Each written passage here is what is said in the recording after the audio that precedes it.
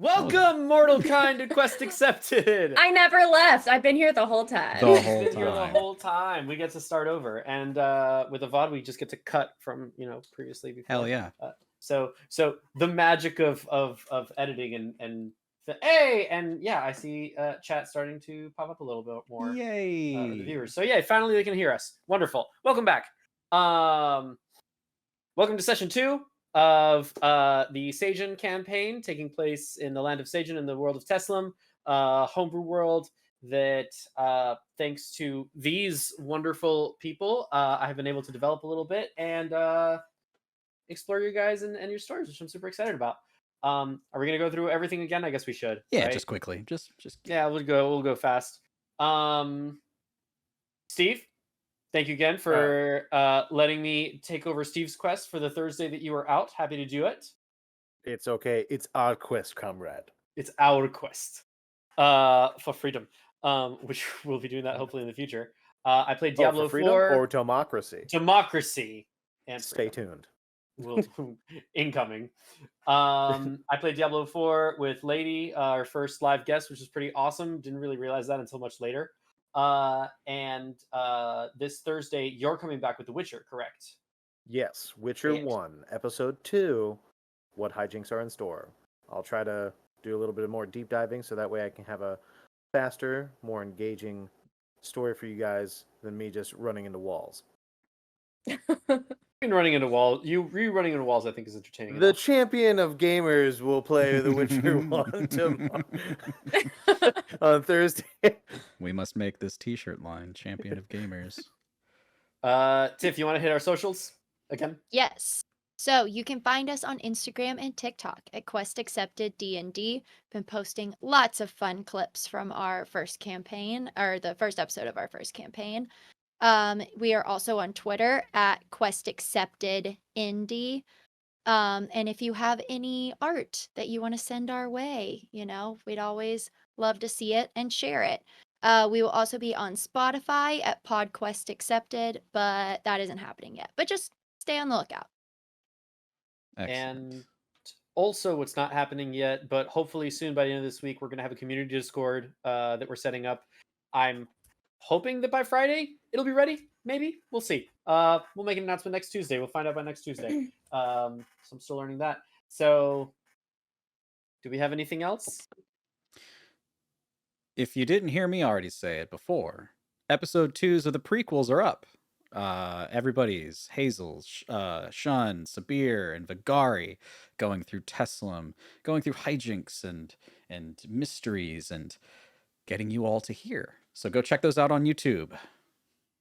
I think that's it. They were really great. Yeah, they were awesome. So I guess that's it. I guess we're ready. I mean, yeah. Yeah, we've been waiting on you this entire time, do so it's it. just You're right. I'm sorry. So nice we had to say it twice, and now I think we're good to go. Oh God, it begins. It's happening! Every time I thought it was a plane. This summer, one quest, one accepted. Keep it up. Let's see what the fuck happens to Sabhir, man. Don't smite my brother. A little lion boy. The smell of burning wood brings each of you to consciousness. Jagged lines of gnarled trees, illuminated by the burning wreckage that surrounds you. One of your companions, Charlie, lies face down, a bit far off to your left, surrounded by debris of the destroyed skyship strewn about him. Behind you, the incline of what remains of the deck holds Will onto the banister of where the wheel of the skyship used to be. In the same place, the shaking hand of the dwarven captain tries to steady him up, his axe walking stick nowhere to be seen. And the Blightwood, that before was calling you down to its darkness, now stares upon you from all around.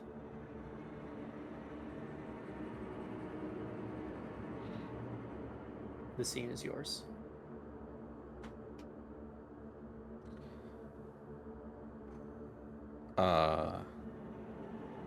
Hazel and Shun are still in the captain's quarters, correct? Or have we? You were. When the crash happened, everybody got strewn about. So imagine the four of you are kind of... Vagari and Sabhir are further off to where the back of the skyship would be, where the mast was, where they were doing the final repairs. Shun, you and Hazel are actually on the other side of the ship. It's been destroyed. So behind Vagari and Sabhir would be the incline of the deck. You guys are kind of like shunted back behind the ship, a little ways back, so you can see diagonally, like you can see Vagari and Sabhir before you, but you can't see Drajit like trying to like stand up.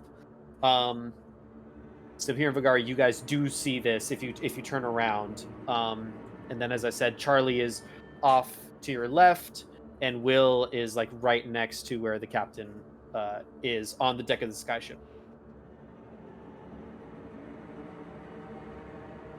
And you're all slowly coming up. Shun would be concerned and looking for the dog and around his surrounding, or the wolf, and looking at his surroundings. I think Hazel is still technically a wolf right now. Yes, I am. Oh.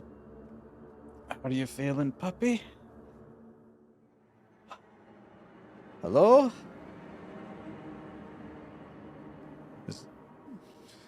Hello? I'm gonna get up and make my way to the wolf. It didn't attack me after throwing the meat, and see if it's okay. Look for any wounds. Like, okay, don't bite me. Do I see anything wrong? Nothing beyond the damage that you have also sustained. Okay, all right. I don't think we need to get those scrolls. Do you want to get out of here? At this point, I will switch back into my elf form. Oh! That explains a lot.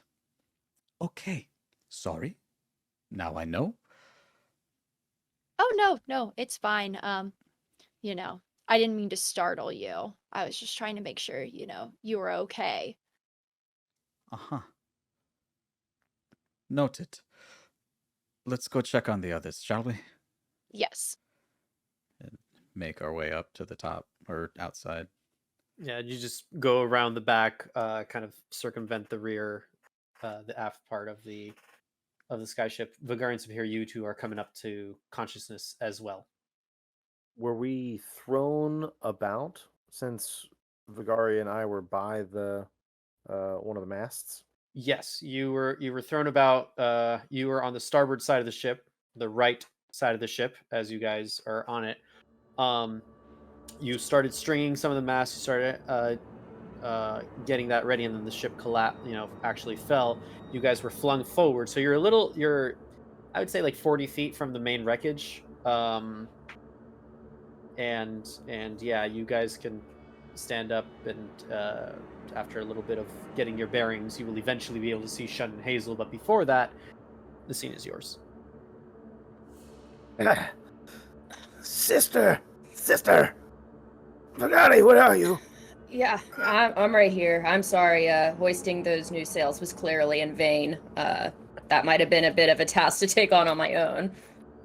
I mean, if I were to help you, it would have probably been fixed a little earlier. Are you alright, Dovin, or do we need to go back to training when we get home? Oh, normally I land on my feet, but not like this. Yeah, well, you did take quite a hit, and I, lean my arm forward and help him up. Slowly. I'm just kidding. I'll get up by myself. I'm just trying to I'll try to get up and just kind of slink and just I'll take the hand. Alright, I pull him up and pat him on the back with my other hand. There, Davina. I guess maybe we should go find the rest of the crew. Yes. Where? I mean, is anybody alive? And at this point, I'm going to start looking around just at the surroundings. I'm obviously trying to point out Shun and Hazel, but just looking overall to see if there's any, like, survivors left from the wreckage.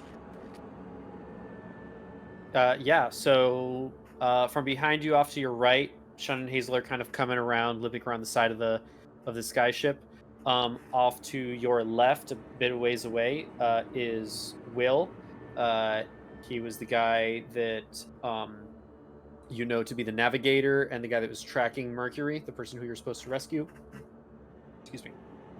And then behind you on the incline remainder of the deck, you see,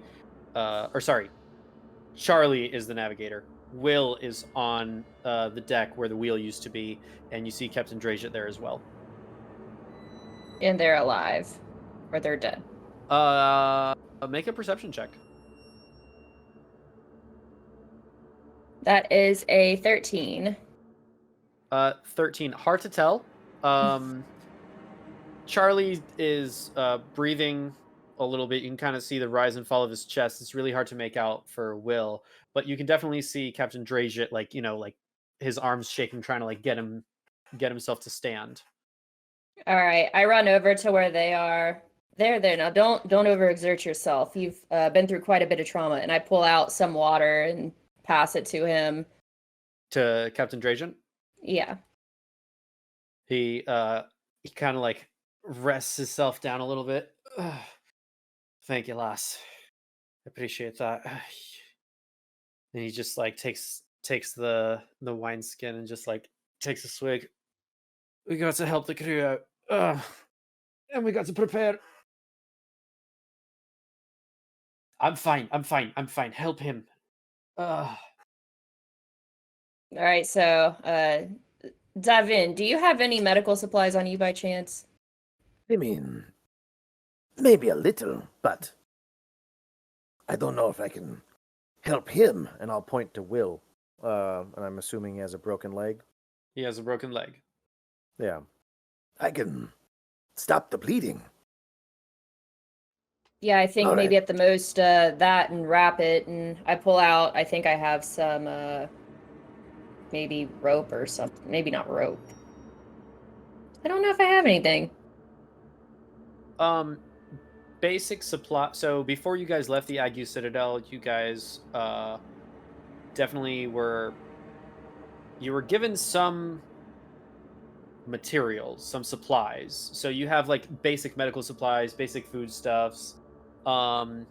You were all kind of not armed to the teeth with their finest stuff, but whatever is essentially your starting material, your starting equipment. So if one of you doesn't have a weapon like a dagger or a rapier that you should have, then you have it now. So you have basic stuff. You could, Sabhir, you have enough to probably splint the leg. Yeah. I'm assuming that I could use pieces off the wheel if it's broken, or if there's any broken wood pieces around. Yeah. You can try to find look in the wreckage to see if you find any of the medical supplies that you guys stored under the deck.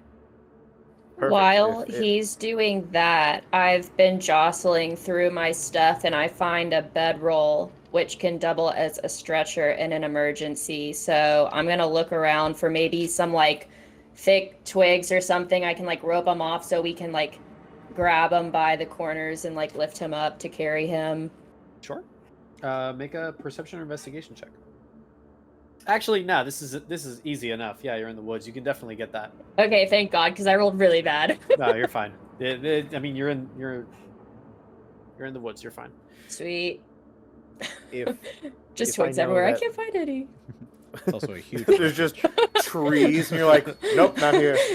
No Not a splints. cloud in the sky. There's clouds everywhere. If I know that we did pick up medicinal supplies, I would try to find that area inside the ship where to grab it. Yeah, make an investigation check. Alrighty. Investigation. 16.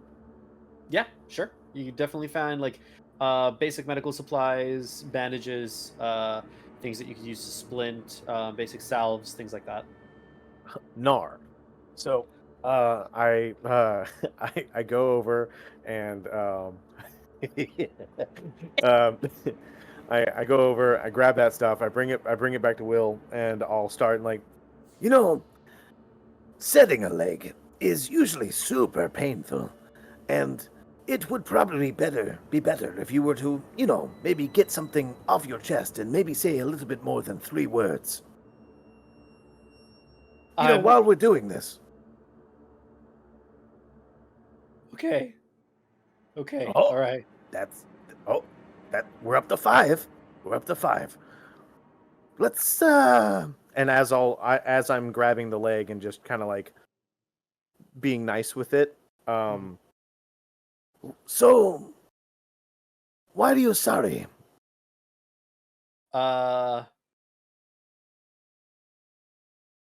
He kind of looks at your bandaged hand. mm-hmm. The he looks away, he kind of looks back. You may want to take a look underneath the wraps. Oh, I'm sure it will be nothing. I'll do that later, but I And I appreciate see it. all of this, right? Yes. I put a hand to Sabhir to stop him. No, Davin. What the fuck did you do to my brother's hand? Make an intimidation check. I got an 18. Hey.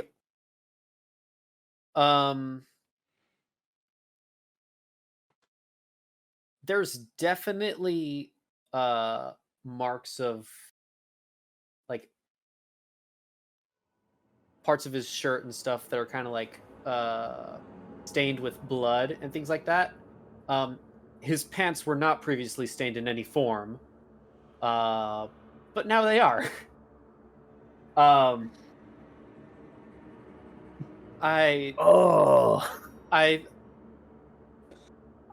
thought it'd be funny. I thought it was just a prank.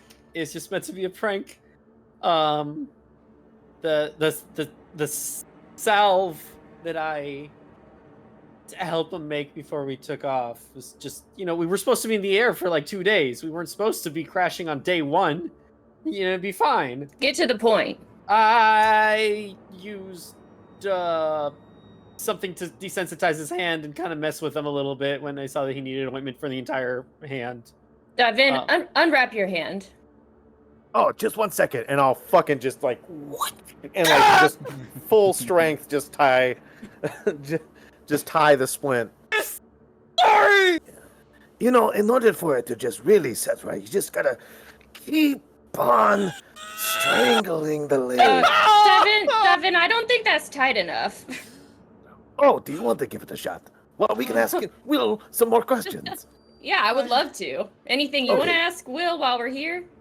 Yeah, and I'll start unwrapping my arm, just like it looks red and kind of a little bit blistery, but not like it's not like permanent or severe damage. It just looks like red, and that sensation of like if you fell asleep on it, like the tingling sensation. At this point, it's starting to subside now, but that is what was causing you to roll at disadvantage earlier. It makes the sense now. Okay. Any task with 2 hands you were rolling with disadvantage that required both hands was at disadvantage because of that. Got it. So I'll unwrap it all and just like So this doesn't help at all. You were just lying to me. I just was, it's like you're the new guy. You guys are the new guys. I saw an opportunity. It was just, just a little hazing, just a little harmless hazing, just a little fun. Step on his leg. Do you know what is not funny? Seeing Sabhir, my Davin, struggle for as long as I can remember with this ailment. Something that we did not think was curable, and you give him some hope. It's actually kind of funny. It's analogous to giving you hope in that we were going to help you out of here. And I start to re-roll my bed sheet up. Come on, Divyan, let's go. This fucker can die here. Okay, and I'll get up. I'll start walking with Vagari, and then I'll turn around. And if there's like a plank of wood, that's long enough to be maybe like a crutch, I'll just kick it his way. I'm just like, Get your own self out. Do I see this? Yeah. No.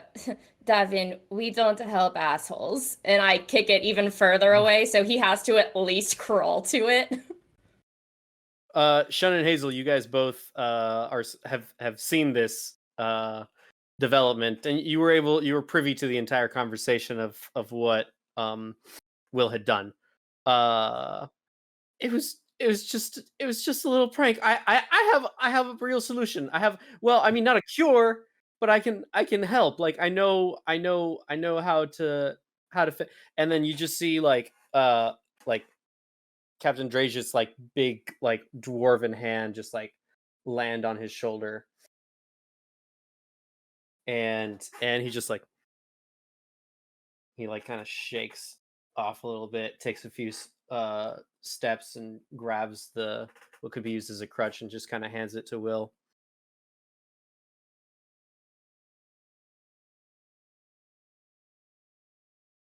Like it or not, we're here together. He's a young, stupid boy. Didn't mean no harm. But there's strength in numbers, and the more of us that are here, the better our chance of survival. Yeah, I don't know what a guy with a broken leg is going to do for us, but you're the captain, so Devin, you're okay, right? Yeah, I'm fine. I just had to clean it, and it probably did pretty much nothing. Okay, I mean- we'll let bygones be bygones. Will, you better not fuck with us again. No, never again. Nope. Nope. You got it. You're the boss. Yep. If I might make a suggestion.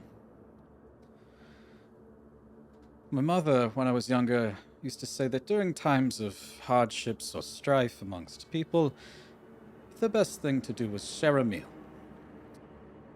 Right now seems like one of those times. We also need to salvage what we can. So, if I may be so bold as to put forth a suggestion. I mean, Go ahead. I did work up an appetite. Okay, well, I would like to cook us a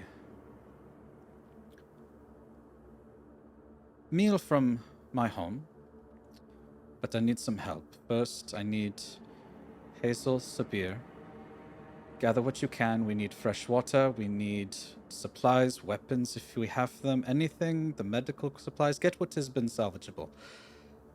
Vagari, I need you to follow me for this. What for, if it's okay for me to ask? First, I would like to apologize for the way that I behaved when we met. And to do so, I want you to help me procure what we need for the meal and to teach you a little bit about where you come from, as an gesture of my apology. Oh, okay. I'll oblige. I'll be back, Devin. Hazel. Okay. Come And on, so- Hazel. I take Shun's lead out. Well, at least one of you has some sense. Brilliant. Shun, great idea with a homemade stew. I don't know if we'll be able to find all the supplies you need for that, but definitely a great idea to go and find supplies, start getting some meals. Will, you're useless. You stay there. Hazel, Sabhir, a druid from Kaya, as Velinor told me you are. Is that true? Yes, it is. All right. And so here, you were telling me on the ride here that you are some kind of a medical practitioner. Is that right? I stitch and sit. Yeah, Okay. basic Then- stuff. Shun has got the right idea. Go and collect supplies. Hazel, Sabhir. Let me see what medical supplies we have and what we can collect for to treat this one. And I really hope Charlie's not fucking dead. Would you two mind checking on Charlie before you head out? Yeah, of course. Sure. Great. I'll try to see what's on under decks and try to salvage what I can. Don't stray too far. Be careful. You know where we are. We do not have too far to go. It is very dangerous where we are, right? The most dangerous. Do you All right. think people will come looking? I don't think our people will come looking. I think that whatever blasted us out of the sky may be on its way to finish the job. So keep your wits about you. I tried to steer us as far away from where the blast came from as I could. But there's no guarantees out here, even if it is the ones looking for us. The Blightwood has a mind of its own, and nightmares that no one dare speak of. Good luck. And he's gonna, like, pick some debris around, move some debris, and find his axe, and he's gonna, like, walk his way around the ship to go into the underside to look for stuff like that. We'll start with Hazel and Sabhir. Are you guys going to go check on Charlie or just leave him lying face down away? I'll check on him. All right. God, y'all are the most incompassionate people. We are compassionate, bro. He looks pretty dead from here. Like, if he is rising, he's fine. Like, if his chest is like, then he's good. I'll just to agonal give you a breaths. quick reminder, he's the navigator that last knows the position of Mercury. So Your super friend, not- Hazel. Gotcha. Yeah. All right. I said we would go. So we'll go check on him. Yeah. Okay. You guys approach Will. Face down. There is a small rise and fall of his back, I guess. Sorry, not Will. Charlie. What do you guys do? Do you have any properties of healing? Yes, I do. It's just a shame to have to use it on Charlie. Well, But I mean, we can see Yeah. what we can do with just, what we got. But I didn't know if, like, maybe you had more knowledge than I did. I mean, mine's just for cuts and yeah, other I- things. I do some healing, but it just Charlie. Oh well. Let's see if he's at least conscious.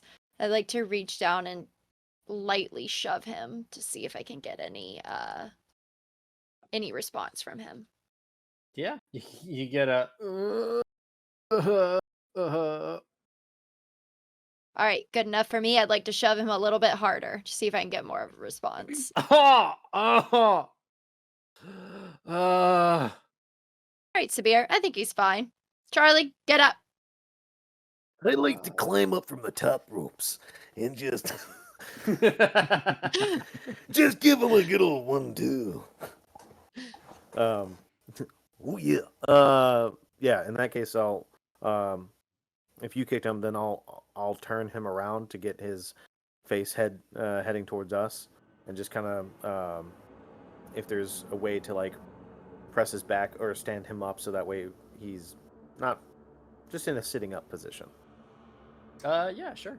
Easy enough. You kind of sit him up. He's. We're not dead? No, just beautiful landing. I see that. Oh. I don't feel so good. Oh, Oh, that is disgusting. I think I have a smells concussion. awful. Okay. What did you eat? Ugh. Pickled herring. What did you eat? Oh,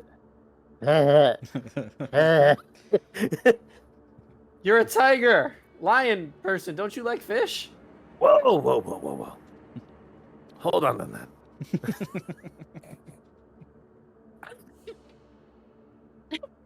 that. Sorry. Yes, I mean, I do eat fish. I ate fish all the time, but I didn't pickle my fish. I just caught it fresh. Well, I didn't catch it, but I ate it fresh. That sounds horrible. I mean, from That what sounds just came really out, gross. what came out from you takes the cake on that one. I could go for some cake. Okay. Okay. Let's see how you're doing first. And I'll go ahead and inspect his body and maybe check his wounds and see Yeah. anything like that. Roll a medicine check. Yeah, that's a D12.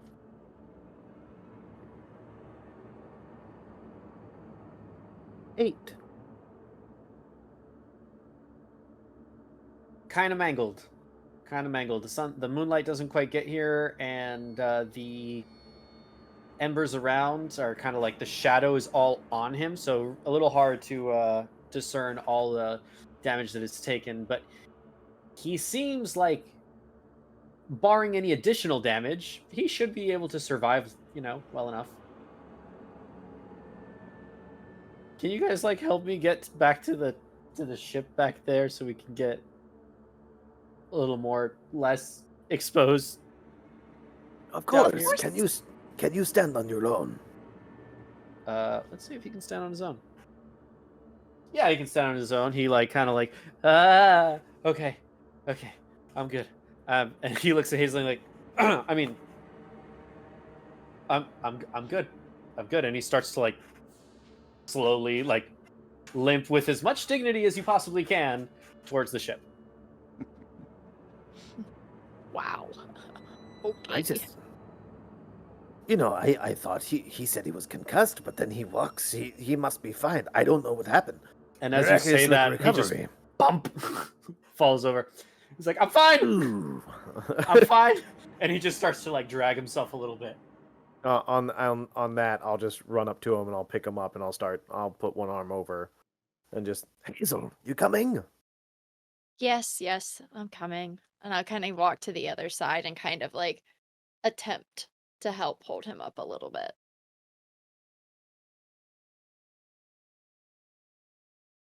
He is pleasantly allows himself to be carried. Okay. All and right. We'll walk him back to the ship. Cool. Shun and Vagari, you guys head off into the wood.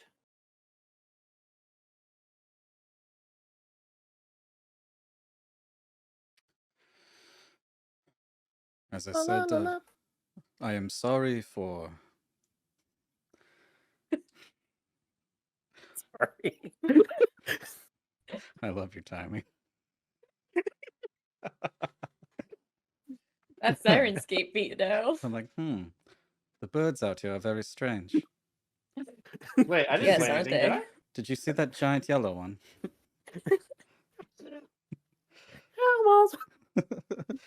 Oh, it's a screaming elbow. The Blightland sure is fine. Vagari, as I said, I wanted to apologize for the way I behaved. I have not been around many people in a very long time. And I also know what it's like to be judged without having been known. And I am guilty of doing this to you. So for that, I am sorry. Well, I wish we could have had this conversation weeks ago, but I do appreciate you apologizing, and I have to say I'm sorry if I crossed boundaries as well. I think sometimes I just get a little carried away when I meet people that are friendly and not trying to chop my head off, to put nicely. So I'm sorry if I crossed a line. I appreciate your apology. My experience with Goliath, as yourself, has been less than kind. And when I saw you from the mirror, it brought back old wounds, and so my first instinct was to protect myself, and again, it's been a while since I've had any kind of kindness shown to me. Well, I don't want to pry, so if you don't feel comfortable, that's okay. But what exactly happened?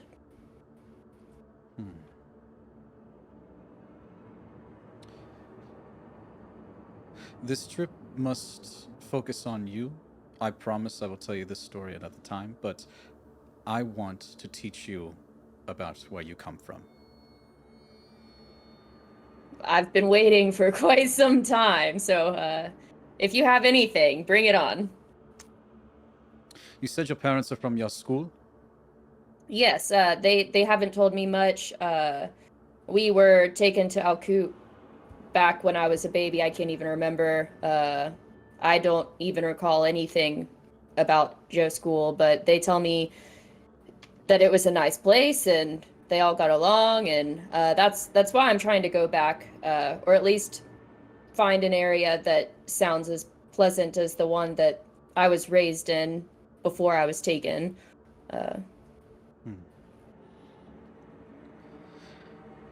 What I had said before about it being unkind and harsh and wild is not untrue. But it is also beautiful. The land around is deadly. Everything and everyone is trying to kill you, but if you can make it, you are some of the most fierce and proud people. After the harshest of blizzards, the most beautiful thing is to wake up and hear the sound of true stillness. Going out on the fresh snow, it's wonderful. The trees, they blow with such force that when they freeze over, they have these almost wave-like cascades and these beautiful patterns. And the water.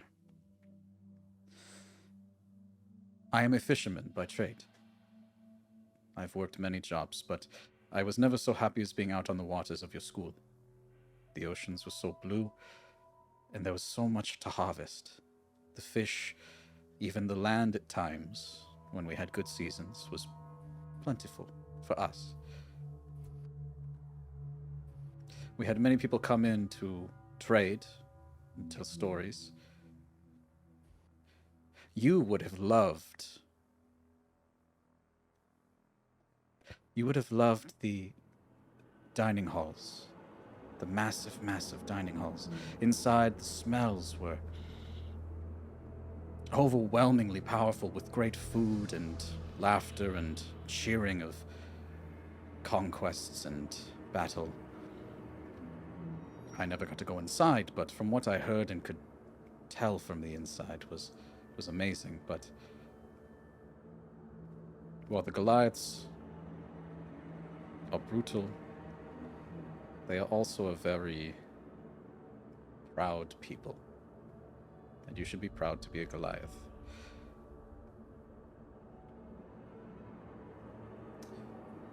But you are not yet a school Goliath. And that is what we are going to do today. Or tonight. What do you mean by that? How old are you? I'm in my early 20s. Better late than never. When Goliath in their teenage years, they go on what's known as a Styrkeprova. The Styrkeprova is like a test. You go on a hunt, and if you come back, you are welcome back in.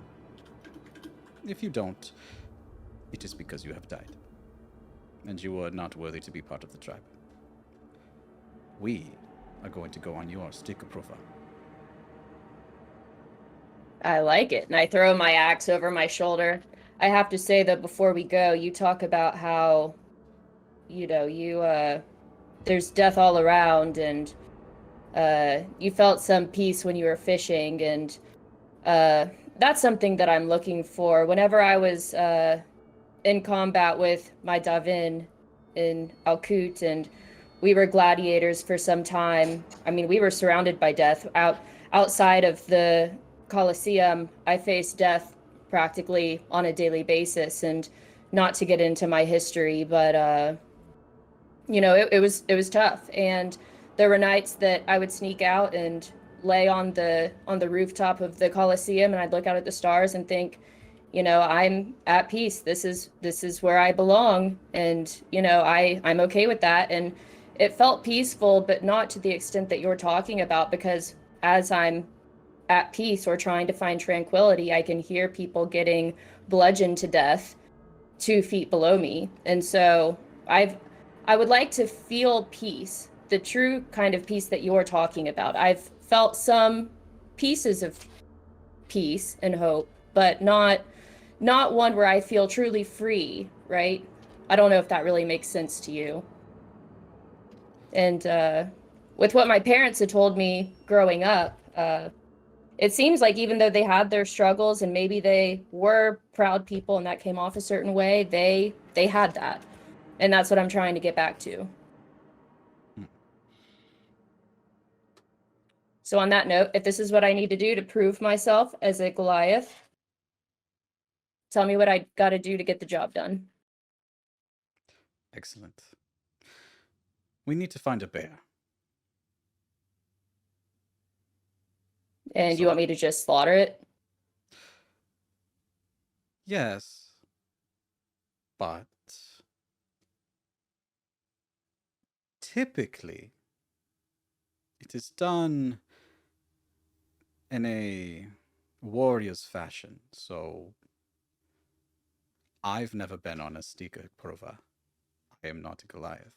I've only heard rumors that the strongest and best warriors do it with the bare means of their bodies. I am sure we will come across a bear that is no match for you. So, we start hunting, and we see what happens. Shun, I did not get the name Vagari Fearless Runner Gothic Anaki for nothing. If anyone can maul a bear, it's this bitch. And I just start like walking out like super proud, trying to find bears. Like I'm looking for like just basically signs of like foliage that could have been like rustled about on the floor or any trace of like bear. And I yell back, "I'll be back, Shun. Don't worry about me. Go find your stew ingredients." I'm going to follow behind. Yeah. Okay, Vagari. So, Vagari, you grew up essentially your entire life in Alkut. This is the first time you've ever been in a forest, if you could call the Blightland that. Make a survival check at disadvantage. Word.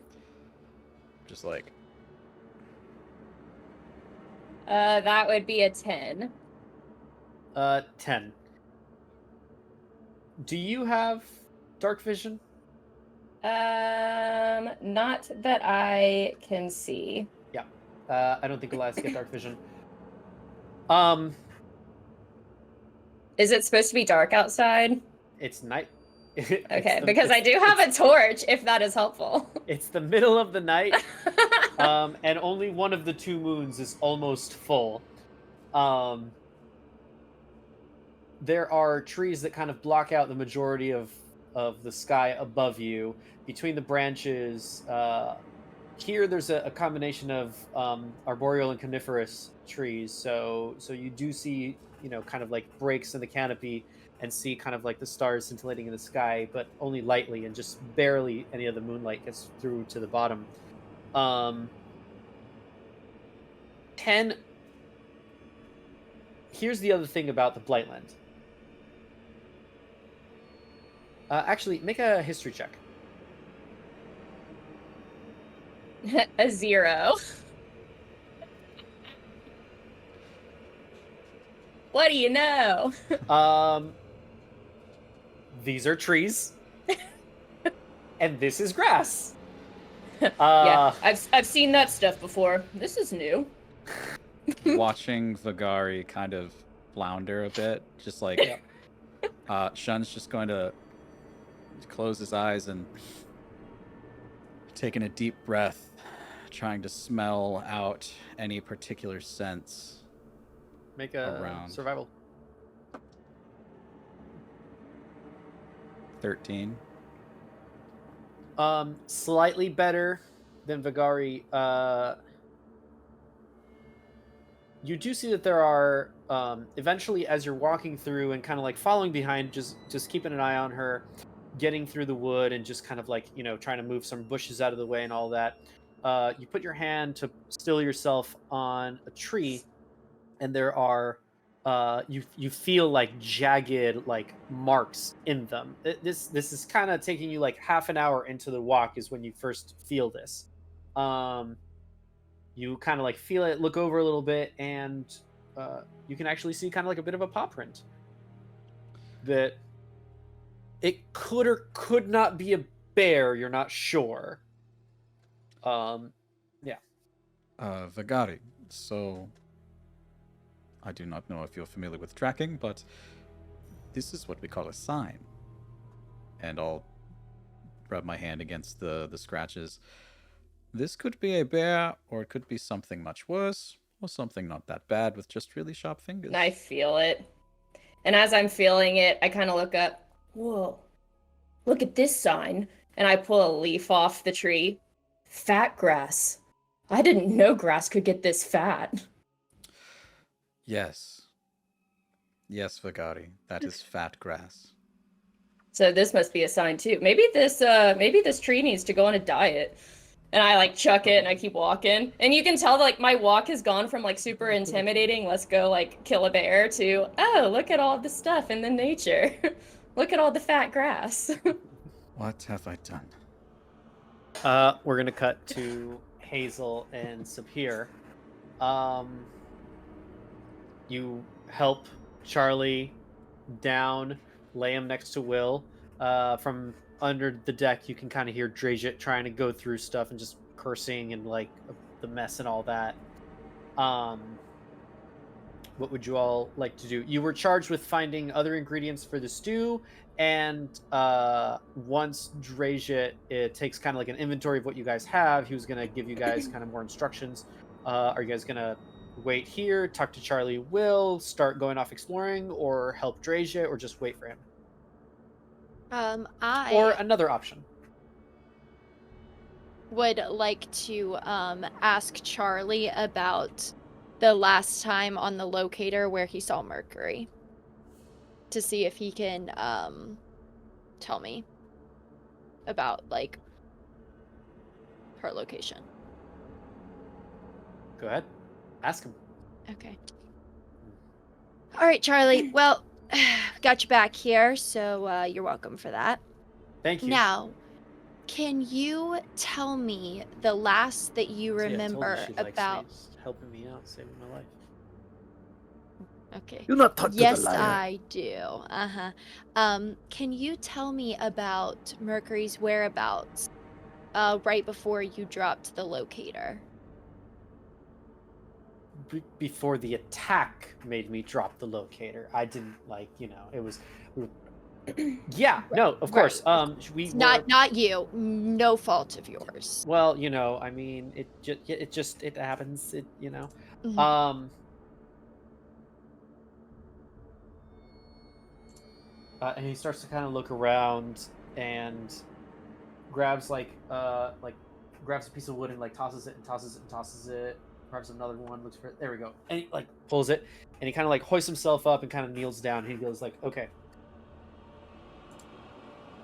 we came out southwest from the Ague Citadel, moving at 0.57 marks over to the west." And he starts drawing like this very like intricately, beautifully made map in kind of like the dirt that was like laid out from the debris from from the ship's crash.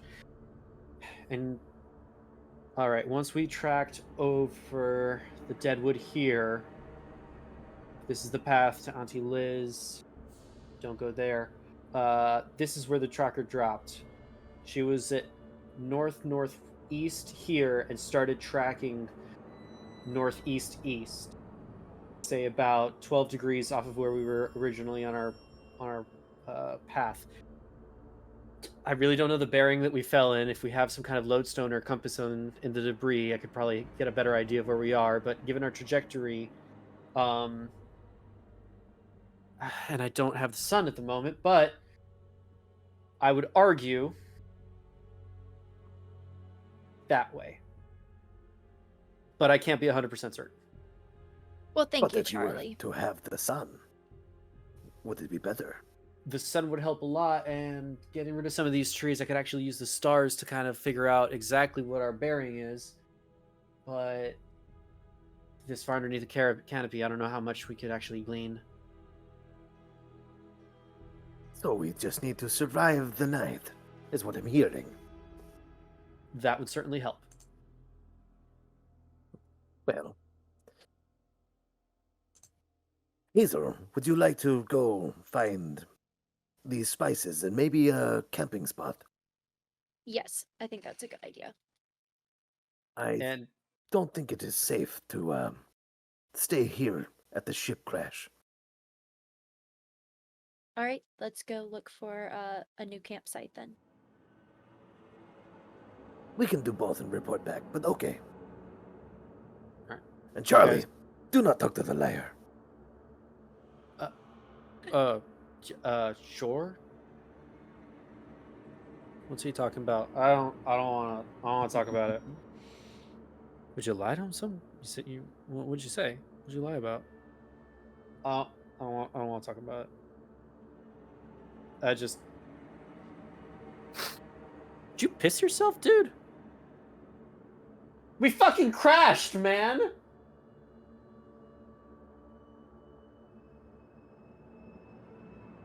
And he just like starts to like angle away. Fucking pissed himself, man. What kind of fucking blatant fighter are you? So you guys are gonna go out into the Blightwood? Why, yes. Okay. All right. Let's go ahead and both of you make a survival check. Oh. Survival. 11.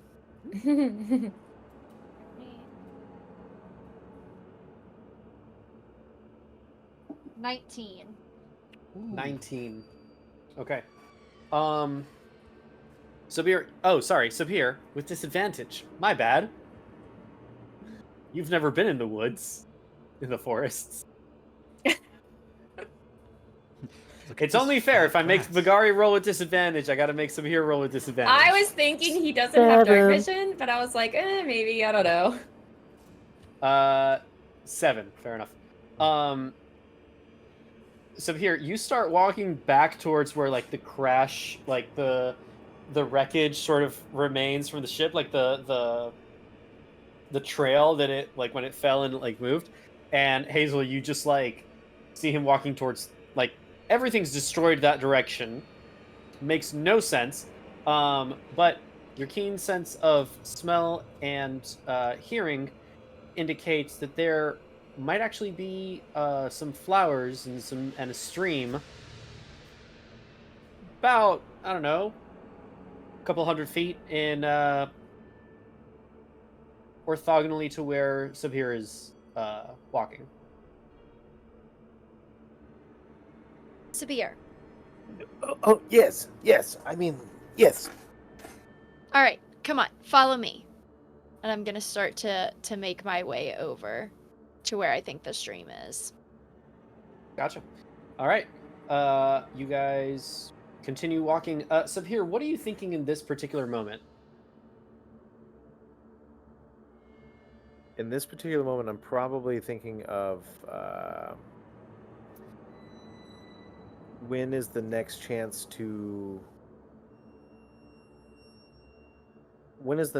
that I can, or that I I should probably try to find a water source to clean off my arm. That way I can rebandage it and make it clean again, because it was dirtied by a liar.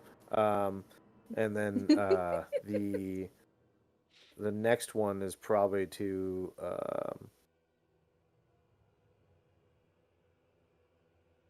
this is a set of bad circumstances, but I'm still free.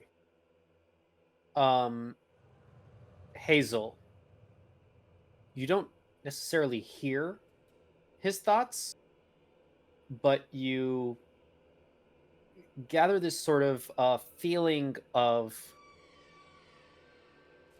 immediate concern for his arm and a sense of conflicted relief for his situation. You essentially sense this coming off of Sabhir. Sabhir. Yes, Hazel.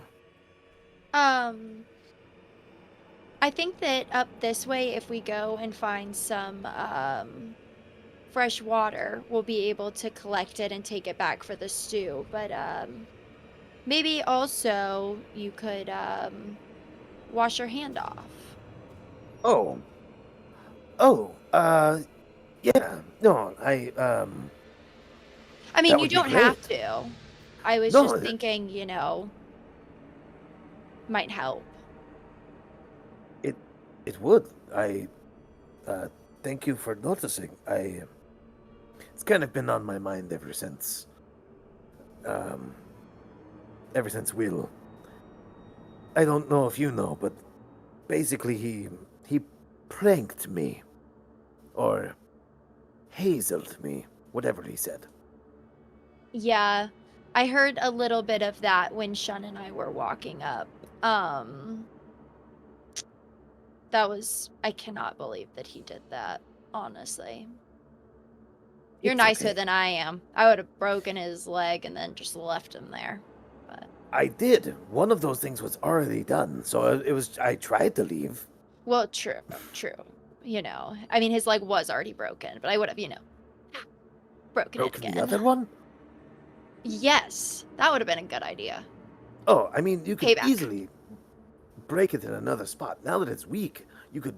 I mean, that's usually what you have to do. I mean, I just splint it, but you probably have to break it again to set it back in place. You know what, Sabir? When his leg heals, we'll go break it again. And then who's going to be hazing whom now, if you know what I mean, right?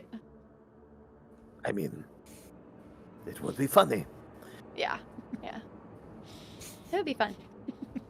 So All right. exciting. Great plans. I'm so glad we're friends. I am glad to have met you. Hazel, what are you thinking in this moment? I am kind of just thinking that it's nice to be out in the woods again. Just kind of makes me feel like I'm back at home. But aside from you know, now that Sabir and I are more talking and having fun, I just feel like I'm right back at home. Sabhir, you sense this from Hazel, a sense of belonging and relaxation that is newfound after a week of sustained mild stress and anxiety off of her. You sense this in her at the moment, this kind of relaxation and kind of letting her guard down and kind of like being friendly with you. You walk these woods like you've been here before. Or do you know the way? Well, not here specifically, but where I'm from, it's basically all woods. So it makes me familiar with being out in nature. Where do you come from? Well, I come from this land where it's actually all female elf druids. You may have mentioned the Druids of Kaya, or heard the mention of Druids of Kaya. I can't say that I have. Well, basically, I am a Druid of Kaya, which is just a group of female druids, and we all happen to be elves. And, you know, we live amongst nature. And you do pretty well for yourself. I do. I do okay, at least, you know. I'm still pretty young and new, and I've never really left where I'm from before now, so trying my best to get through, but so far it's been okay. That's that is nice. I have only known, well, I've really only known the arena with Vagari. She's my big sister. It is so sweet that you have a sister like Vagari to go with everywhere. I wish I had somebody like that. I mean, what about your druid sisters? It's not really the same. Especially not now. I kind of have to leave because I did something that I shouldn't have done. And so we're kind of on the outs now, you know, they're not too thrilled by me. So kind of a loner. As Hazel is mentioning this part of her story, Sabhir, you feel a very strong sense of defiant pride and also shame and guilt, but not as strongly. And you feel this coming very strongly off of Hazel.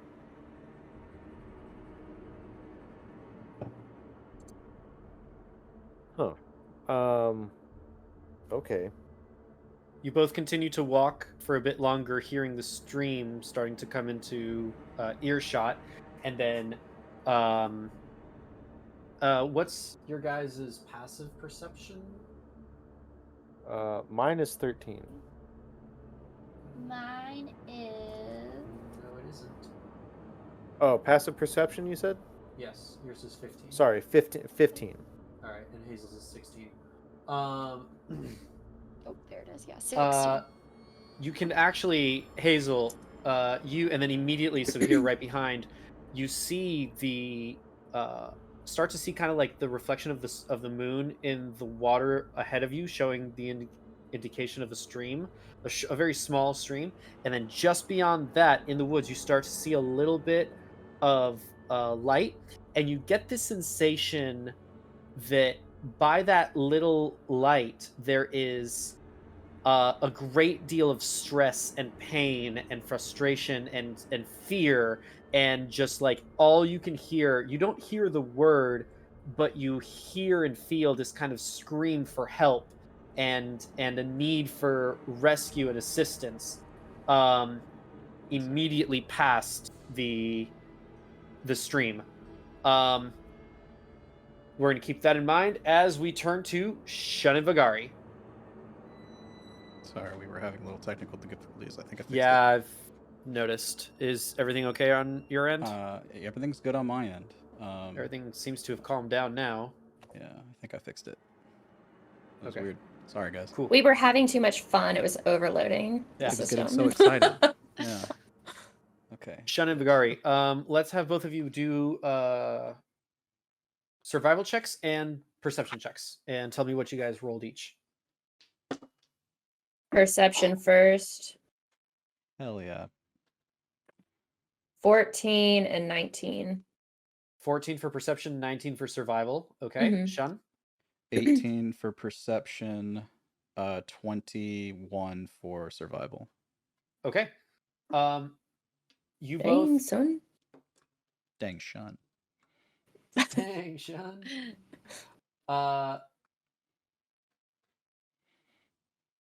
You both are like you get to a point where there's a little bit of a clearing. The moon is a little more bright here, and you see paw prints. It's kind of hard to make it out, but definitely looks like it's a bear. And as you kind of get closer and closer to the clearing, or to the edge of the opposite side of the clearing, you see that the paw prints kind of like split, as if two people walk, like two paw prints go this way and two paw prints go that way. And then you kind of like follow the paw prints, and there's like these marks that are going kind of like up the tree. And as you guys look up, there are two bears up in the trees looking down at you, but their skin is like wood, like rotted sort of wood. There is this caustic acid breath and drippings coming from them that if they land on you, you kind of see a little bit of like acid. I need you both to roll initiative. Let's see how you do, fearless runner. Oh, As- I'll as do the fine, but bears- I'll say I wasn't expecting bears to look like this. As the They bears don't jump down normally. onto you. Also, nat 20, baby! Nat for one, a total- baby. For a total of... Don't worry, Shun, I got this. This is your trial. Vagari, what's your total? For initiative? Yeah. 22. Okay. Shun? 3. Not that it was close or anything. 3. For a nat Surprisingly, you are not the last one to go. Sweet. I don't know if that's a good thing.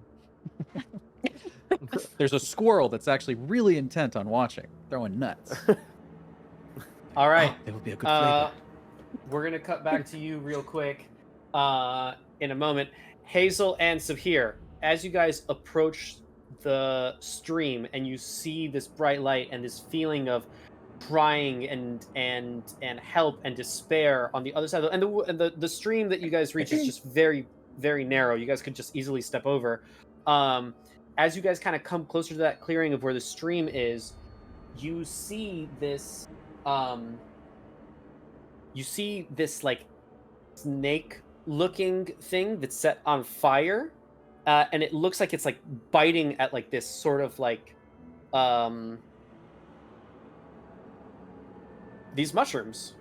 And Hazel, with your perception check, you recognize that these sort of like mushroom caps that seem to be trying to move out of the way of this like fire snake, they are myconids. They are living organisms. They are sentient beings, and they are small. They're about 1.5 feet in height, and you can actually make out, presumably, a sort of like larger myconid trying to hold back two smaller myconids and trying to like protect them from the fire.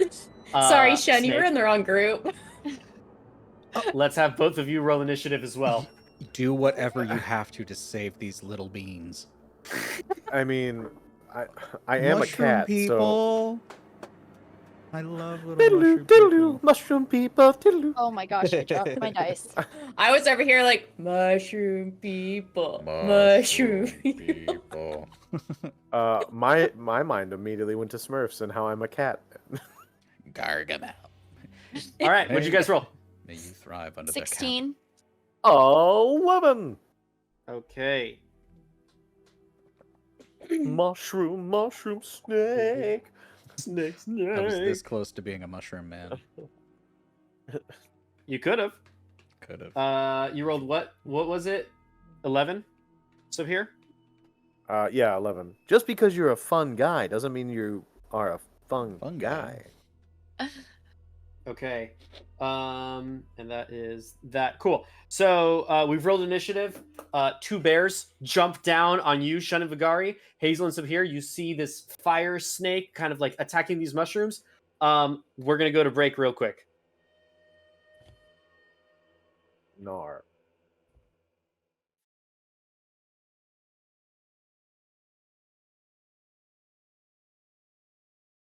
What you think is best Yeah, as we're well. coming back.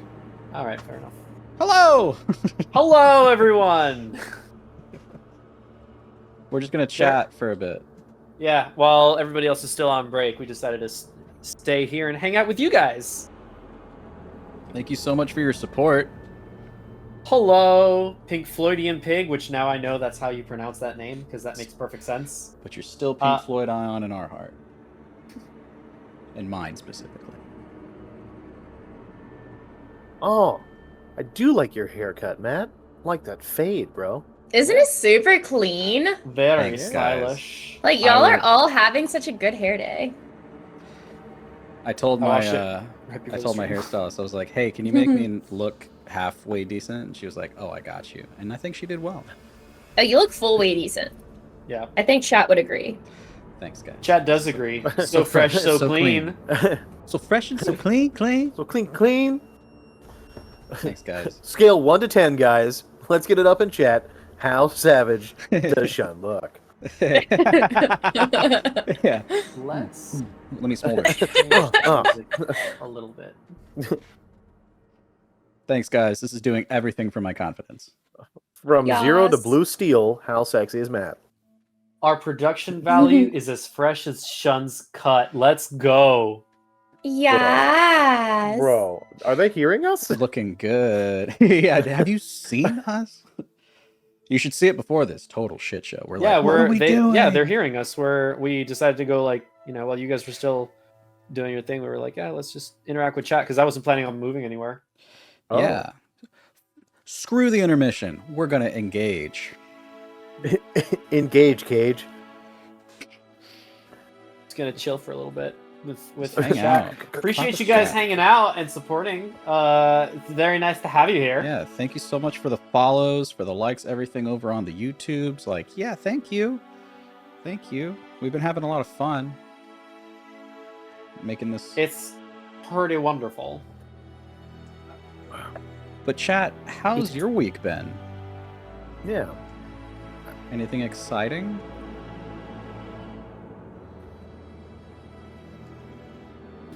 It is Tuesday, my dudes. It is Tuesday, my dudes. Should we do the Tuesday yell? The Tuesday what? The Tuesday yell? It's Sunday, Monday, Tuesday. Oh, no. Like, it's Wednesday, my dudes. Ah! And then he screams, it's Tuesday. Can't wait to D&D light bulb 100 watt W. Nice. When are you D&Ding, light bulb? What do you D&D? Yeah. D&D's nuts. Oh, there it is! Yup, team. That's just when I need a soundboard to just be like, meow, meow, meow, meow. Well, I mean, I know what light bulb does, but I don't know if he wants it public knowledge. Oh, don't be doxing nobody. Yeah. Ousting his nuts, bro. Roasting his nuts, bro. Just in the corner, just like chestnuts roasting on an open fire. Watching streams. These These nuts? nuts. Yeah. It's so fun. D&D's nuts. D&D's nuts. We ever get into the snack game? Yes. Oh, dude. Forget your Cracker Jacks. Every Tuesday, I like to have my bag of D&D's nuts. It's a sack of D&D's nuts. Oh my god, yes. I feel like they would actually sell. Come get a handful of D&D's nuts. Come get a mouthful of D&D's nuts. Ah. You buy Salty. one, you get one free. Oh my damn. goodness. Last week I dirred in person for the first term and over a year. Hey! Ion Pig, that's dope. Hey, not to brag. Brag away. Brag away, Pink Yeah. Floyd Ion Pig. Not to brag or anything, but I completely killed everything. It's Pink Floydian Pig, I get it. But good for you, that's awesome. I was going to write something. I was going to write this. Were you gonna write how much you love us? That's exactly what I was going to do. Oh. Oh, dude. If you guys, Pinky if to you the guys, mouth? if chat, what are your favorite classes to play? That'd be pretty dope to know. Right, we should take a poll. There's got to be a way we could poll. Like, if you guys were on the Twitters try to- or the YouTube or the Instagrams, we could do a poll, right? Yeah. We can poll. Yeah, we can make could. a poll on Instagram. Make a poll. All right. Yeah. What is a banana wizard? Banana wizard. Wizard subclass school of bananas? Oh my god, I love it. Opens his book, just a bunch of peels fall out. Like, Freaky oh, no. It's genius. bindings of peels. Cleric. Cleric is pretty sick. Yes. Now I want to be a banana. I have a plan C. Yes, if I die and have to have a Your- backup character, your name vending can- machine is at the top. Your name can be K, like potassium. Yes. Oh my god. Kay the banana wizard. Banana phone. What is it? Or be a rogue so that we can slip in, slip out. You know? Oh What ho ho! Can I we feel like just I would keep get doing raunchy really fast. this? I think the slip means more like slip on a banana peel. Like I don't don't think know. it's meant to be that way. Either way, Amanda. you'd have to have a really high charisma score because you got to be appealing. Oh. oh! Yeah, Damn it. I get it.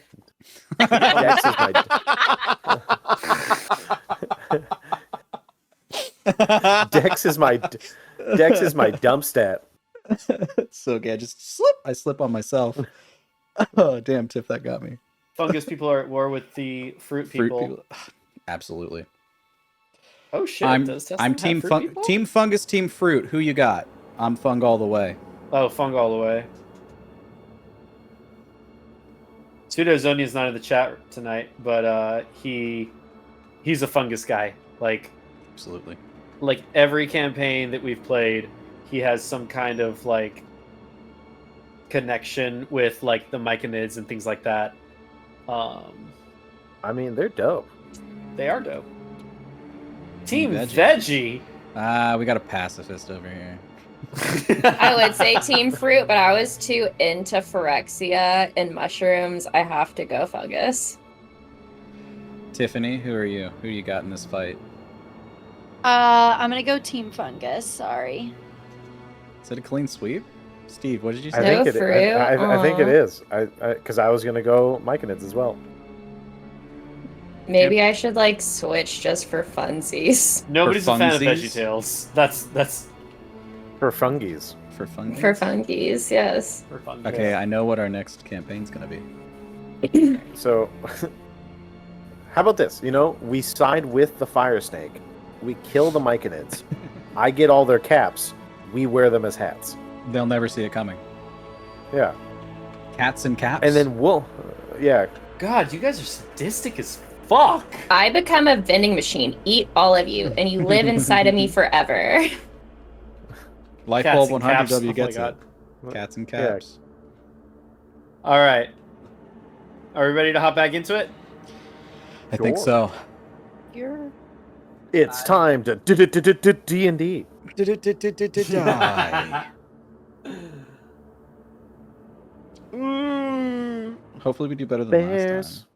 time. Ah, well, you'll do fine. Everybody will do fine. It'll be bearable. you know, It'll be bearable. It'll be fire snaky. All right. Slither me timbers. Damn it. Vagari and Shun. Both bears. Boom. Fall down right in front of you. And we're not using a map. We're just going to do this theater of the mind. Both bears jump down, leap in front of you. Vagari, you're first. What are you doing? How far away are they from us right now? They are within physical distance. Like right melee distance. Okay. I'm gonna just immediately go into a rage, take my axe from my shoulder, and like bring my whole upper body into it and slash down on one of them. Okay. You have one that's directly in front of you. Like you're on the right side. Shun is on the left. There's one directly in front of you. One directly in front of Shun. You're attacking the one that's directly in front of you. Yeah. All right. Make an attack roll. Now, as I'm slashing down, I'm like, here's to proving I belong, and like go down. I got a 19. 19 will definitely hit. Go for it. Roll damage.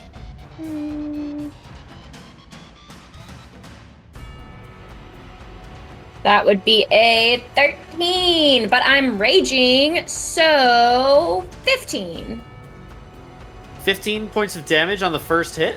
Yeah, baby. I rolled Let's go, a 10. Vagari. Just gotta adjust some things real quick. All right. No, I'm just... Adding a 0. I got something to prove right now, okay? This is like for my people. God damn. All right. What does Vagari raging look like? How do you give me the scene? How do you develop this blow? This bear, boom, falls on all fours, his head down.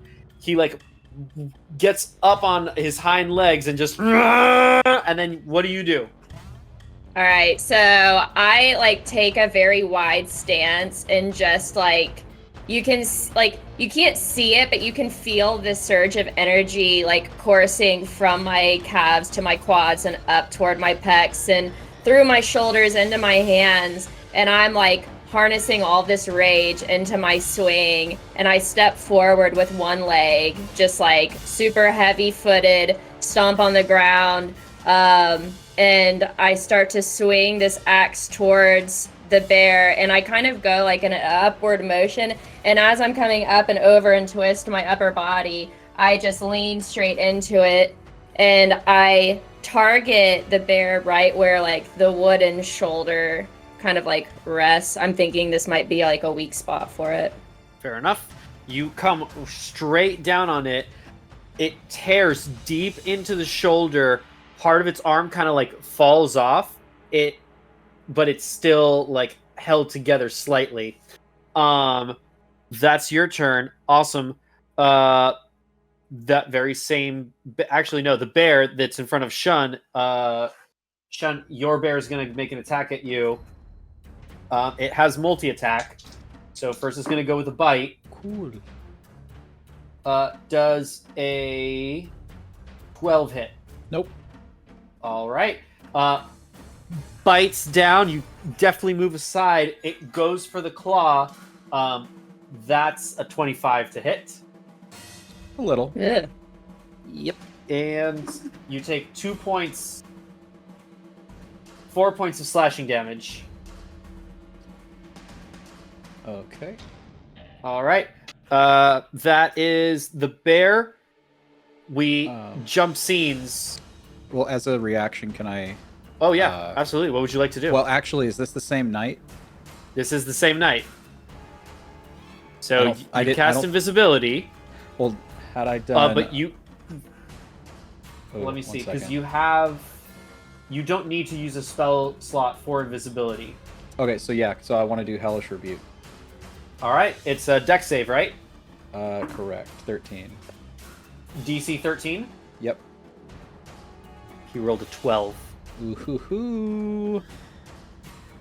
That's gonna be. I'll just roll those twice. 8, 9, 10, 11, 12. 12. 12 damage. 12 damage. Okay. All Fire, right. What if does that Hellish helps. Rebuke look like?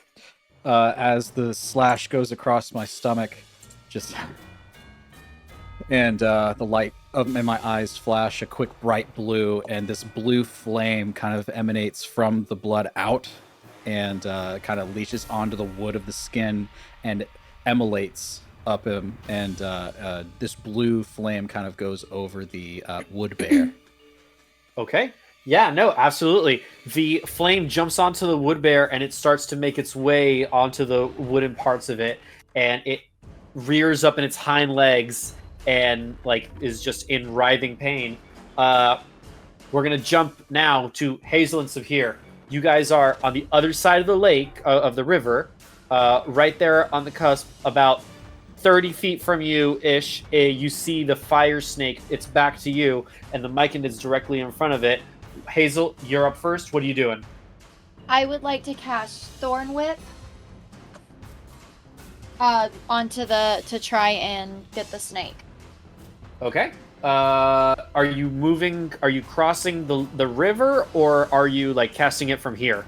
From where I'm at. All right. My range is 30 feet. You're in range. Go for it. Make an attack All roll. right. Does a 12 hit? 12 does not hit, unfortunately. The thorn whip goes, it lands on the back, tries to like, it actually wraps around the fire snake, but it kind of like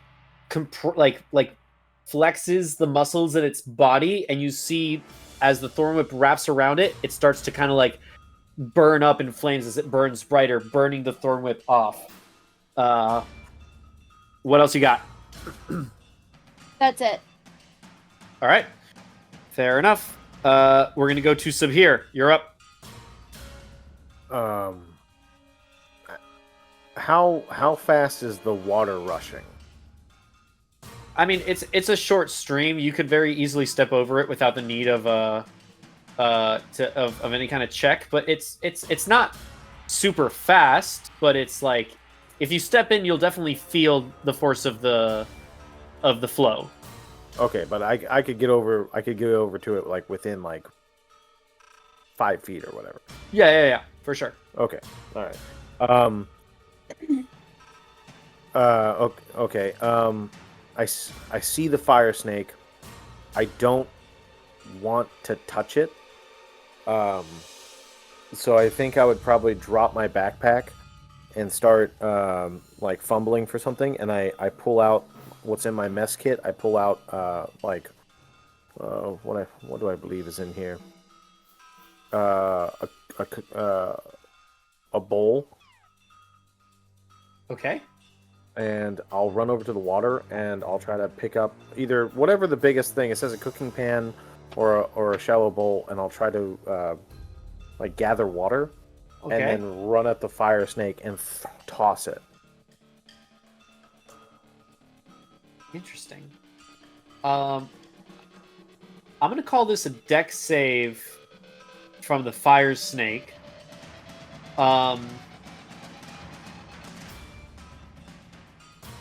What's your DC for like your trip attack? 13. Okay, so it has to be to 13. Mm-hmm. It rolled a natural 17. Dope. Here's what I'll say that does. It succeeded, so it doesn't do any damage, and it doesn't put out its flames, but it will negate until the end of your next turn all of its damage resistances and its heated body feature. So the fire that you feel coming off of it is when you douse the flames a little bit, it does not burn you until the end of your next turn. Okay, and I would assume that would be my action to do so. That is your action. You still have your bonus action, and I'm assuming you used all your movement. Yeah, in that case, I'll throw out my shield and I'll throw out my spear, and I'll just kind of be like, Hey there, you snake! Come over here. Okay. Fair enough. All right, that's Sabhir. The fire snake is going to listen to what you say. It's going to turn around, and it also gets multi-attack. It's going to go for a bite to you. You managed to get its attention. What's your AC? 18. It goes to bite on you. You kind of like knock its head out of the way with the shield. But then the tail comes around and like wraps around your ankle and just kind of like burns you a little bit. Because it definitely rolled a natural 19 plus to hit. So it's going to be... I think I'd start freaking out at this point. Yeah. You're going to take 2 points of bludgeoning damage and 3 points of fire damage. Burning your leg. Okay. All right, that's the fire snake. Shun, you're up. Unless Sabhir, you have a reaction or something. Nope. Okay. Shun. Almost like a dancer, gonna be kind of like definitely kind of looking for the claws and paws and taking out just a small dagger That's what I got. And just kind of like making strategic cuts, trying to preserve the meat on this wood bear. Go for it. That's 17 to hit. 17 will definitely hit. Roll 17 damage. to hit. Hell yeah. It's going to be 4 damage to this bear. Okay. I'm gonna say that you guys are side to side with each other, so you actually get sneak attack. Hell yeah. So that's what? A d6. Okay. Do I have to roll again or just add it? Just add the d6. 4, so 8 total damage. All right. You take the knife, stab it, slash it, and it rears back even further in pain. Vagari, the bear that has its arm kind of fallen off, it rears back in pain, and it gives you the death glare. No. It comes down for a bite, but its balance is too far off, and it just kind of falls off onto its side. But then it's just gonna like go reach up and just try to swipe at you. It does connect. You're gonna take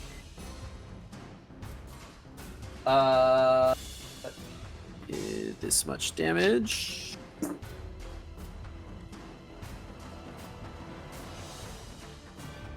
Um, 11 points of damage halved. Oh, okay. Because you're raging. Whoa! Okay, so 5. 5 points of damage. Yep. All right, I'll take it. All right. Oh my God. That is back to you.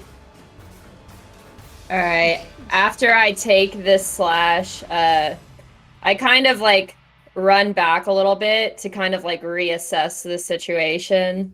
You're gonna walk away from the bear. It's gonna get an attack of opportunity on you, and so will the other. Fuck it, let's do it. You're stepping away. I guess. I want to charge at it, but I can't if he's right here. All right, 2 attacks of opportunity. Let's go. What's your AC? 14.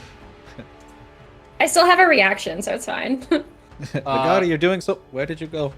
They both they both miss. Yes.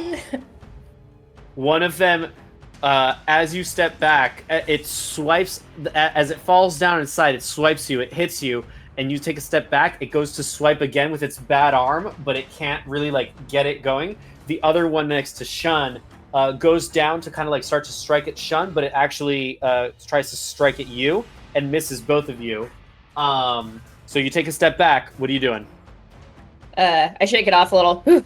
These bears are a little stronger than I thought. And I just like plant my back foot and like sprint toward them. And the one that I hit before, I'm going to try chucking into its arm again where I hit before with my great axe. But now that it's kind of like partially severed, I'm trying to just like clean sweep through the chest. Okay.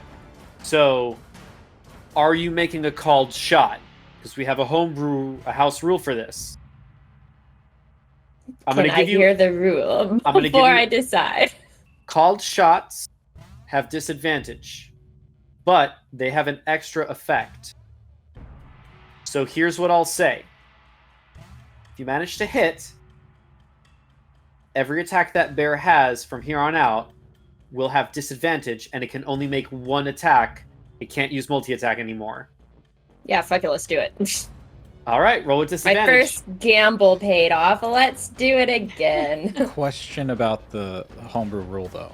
If Yes. we're like describing an action, does that automatically make it a called shot? Or are we saying, hey, I described this and want No, to make you- it a called shot? So it's like a risk. I will. Yeah, no. it. Describing an action is fine, but if you're trying to attempt to like she said, I'm going to try to like chop the rest of the. You said you want to chop the rest of the arm off. Well, like, I'm swinging the axe, like, what I imagine is he's severed, like, here, right? So, like, Right. it's kind of dangling off. I'm trying to slash, like, through here, through his chest. Okay, you're not trying to chop the rest of the arm off. No, because I just Oh, see okay. that as, like, a general weak spot. All right, that's not necessarily a called shot then. Okay. All right, so you can. I mean, you can make a called shot if you want to, but you can also make just a regular attack. Nah, let's just do regular attack. All right, go for Well, it. I don't know. What do you guys think? Do Just what make you your- want. I This is mean- Do your what you want. sticky Just do what frozen. you want. Do what you Yeah, want. we'll do just stick you- with what I originally wanted to do. Okay, Okay. go with you originally wanted to do. Sticky I don't know, frozen. one-headed bear. I rolled a 14. 14 will definitely hit. Roll damage. Yes. Okay. So that is going to be. Oh my god, I rolled another 10, baby. So that will be Yeah. that will be a 17 now. Jesus. Good. Googly moogly. Maybe I should have taken the call for shot. Okay. You lay into it. It is falling down on its legs and just like breathing heavy. The sort of like teal kind of colored eyes that has a small glow under them start to kind of dim a little bit. It's still breathing, but just barely. Is that your turn? Yes. All right. Its companion, seeing what's going on, it's going to make an attack at Shun and an attack at you. So Shun, first you. Yeah, that's going to be a 16 for the bite, Okay. which a bite is that much. Okay.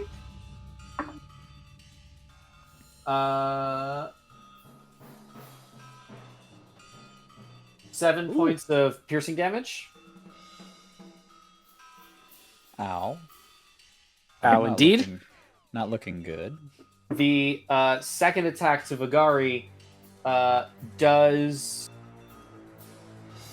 a 14 hit. 14 is my AC. 14 is your AC. Okay. Hmm. Oops. That's 2 ones. 4 points of slashing damage. You're raging, so half to 2. I'm okay with this. All right. That is the bear's turn. Hazel, you thorn whipped out the thorns. The whip kind of burned off. It turned its head. Sabhir doused it. What are you doing? All right, I'm gonna take out my crossbow, and I'm gonna try to hit it with my crossbow. All right, go for it. Come on, give me a good roll. Does a 16 hit? 16 definitely hits. Yay! All right, let's see it now.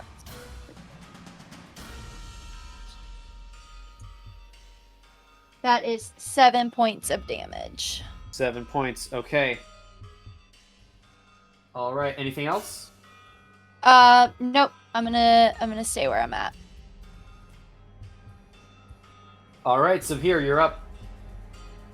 I think at this moment, being burned, Sabhir would probably drop his spear and just kind of two-hand his shield and take the dodge action, but then start to back up.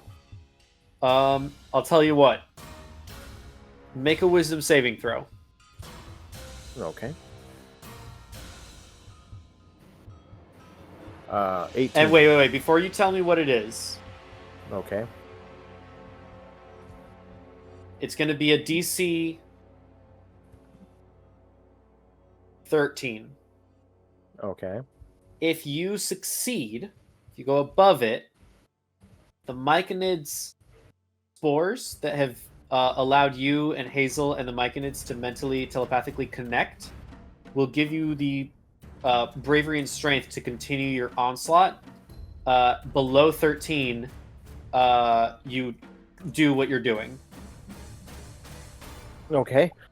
18. All right. You have the strength to continue the attack if you want. Otherwise, you continue doing what you're doing. Okay. Okay, so This is your bravery and decision. In that case, I'll take one hand off the shield. I already dropped the spear. You don't have to have dropped it. We can retcon that because of the Myconids pleading for help and to save them. Okay. So I kick up my spear, and then I'll just kind of shake it off and I'll shout back at Hazel like, Do you have any water things? I don't know. and I'll just try to jab it right in its belly. It's, like, I hate fire. All right, make an attack roll.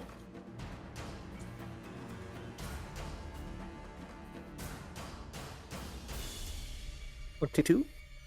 22 will definitely hit. Okay. All right. 9 points of damage. Okay, 9 points. Fair enough. You bring the spear right through it. Now, I will remind you, dousing the flames prevents its heated body, what's it called? Heated body effect until the end of your turn. So you can try to move away, or you stay put. And if you stay put, the next attack you do on it, you'll take fire damage from it. Gotcha. So I attacked it, and then I will take... How close am I to the water? You're about 10, 15 feet from the water. Then I will back up 10 feet. All right, it's going to take an attack of opportunity against you. Yep. God damn, dude. Does a 16 hit? Nope. Nope. All right, fair enough. That's your move. So you back all the way to the water? Just on the cusp of it. Just on the cusp of it. Okay, it's the fire Right. snake's turn. It's going to come at you. Okay. It's got multi-attack. First attack. God damn. That's cocked as fuck. Nope. Nothing. Ooh, ow, ooh. Don't want to get hit again. All right, that's the fire snake. Shun, you're up. They took attack of opportunity on Vagari, correct? Correct. I'm going to move back. I will remind you, one of the bears took its turn, They both so it's attacked Vagari, right? but Vagari goes before both bears. So one bear gets its reaction back because it attacked. The other bear does which not have his one? reaction, so you will take one attack of opportunity if you back up. Okay.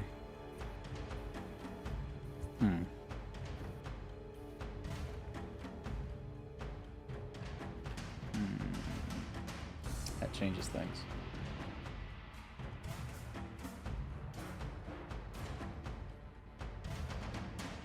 In that case...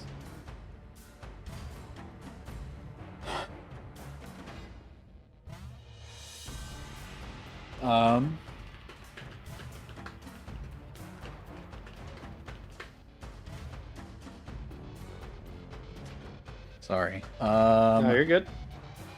Okay. Critical moment. I will take the... fuck it, let's risk it. I'm thrusting you, fearless runner. I'm going to move back and take the attack of opportunity just to take the disengage, or not the disengage, the dodge action. The dodge action. Yes. So you're taking the dodge action. Well, I'm moving, and then I want to take the because I need to get back. So I'm moving, risking the attack of opportunity, and then taking the dodge so that if it comes at me, it has disadvantage. I think what Marco's trying to ask is if you're taking you can take the dodge action before you move, and then the bear will have Disadvantage on its attack of opportunity. Well, because I could just disengage and then it'd still be the same situation. What I'm trying to avoid is... But dodge will effectively be in play for both attacks. The attack of opportunity and the next one? Okay, then I will Yes. do that. Until the end of your next turn, I believe. Yeah. That is what the dodge action does. Okay, until the end of my next turn. Yes. Oh, yeah, then fuck it. I will do the dodge action now and move. When you take the It's dodge how I action, lasted you as long focus as I did entirely against on Hazel. avoiding attacks until the start of your next turn. Until the start of your next turn, any attack roll made against you has disadvantage if you can see the attacker, and you make a dexterity saving throw, and you make dexterity saving throws with advantage. You lose this benefit if you're incapacitated or if your speed drops to 0. So every attack. Okay, good. Then I will dodge and I will move. All right. So it disadvantage on the first one. That is gonna be 10 to hit. No, it does not hit. Okay. So you back up. Yeah, I'm gonna move back. Yeah, I have 30 feet, so I move back 30 feet. Any bonus actions? Oh, no. All right, fair enough. That is Shun. That is the bear now. Vagari, the first attack is going to go to you. Oh, I'm so honored. Scheisse. Okay. I am scared. Yeah. That's 20 something. Like I rolled an 18 natural. Oh God. Do I have to call Stone's Endurance before you tell me damage? No, you can. I don't know what your cut it. rule is for that. You just rolled to negate some of it. Stone's Endurance. As a reaction, reduce the damage dealt to you by 1d12 plus 2 once per short rest. No, so it doesn't really matter. It's just a subtraction. So you but need to know also, the damage. But do you want me to call it before or after you declare damage? No, it's after I declare damage. Yeah. Okay. 11 points of piercing damage halved to 5. And then I'm gonna brace myself with Stone's Endurance. Because that's a hella hit. All right, go for it. So I brace myself. Brace yourself. All right, so roll the damage. Roll how much? You roll a d12, I think. Yeah. D12 so that plus was 2. 8. D12 plus 2. So you Reduce rolled an damage 8. by 8. Yeah. So you take no damage this turn. Sweet. Then I'm okay it's going with this. to run towards you, Shun. Vagari, you get an attack of opportunity here. Kill it. Kill it. Kill it. All right, I'm slashing that bitch with my great axe. Let's see what I roll. 20, unnatural. 20 will hit. Roll damage. And I'm raging. So that would be a 9, 10, 14 points of damage. Wait, let me double check. No, because I didn't charge. So it would be 9. Yeah, 14 points. Okay, all right. Fearless Runner. Describe your rite of passage as the Goliath. Yes! Okay, so I see this thing charging toward Shun, and I see Shun's maybe hurting. Can I perceive how he's looking right now? Oh yeah, he's wrecked. Okay, so Shun's pretty tired. I'm holding my gut.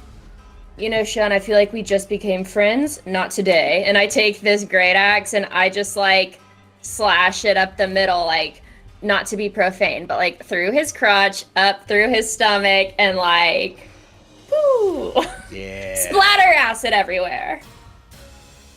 Acid, blood, and guts splatter everywhere as you bisect this bear. That's your reaction. That's that bear. Gone. Now it's your turn, Vagari. Oh. Finished off the other one? Make an attack roll. Yeah. Okay, so I'm gonna hit it with the great axe. I'm sorry, Vagari doesn't sound that squealy. All right. She totally can. I'm so happy. Vagari happy. Okay, so that would be a 22 to hit. All right, roll damage. I roll high when it matters.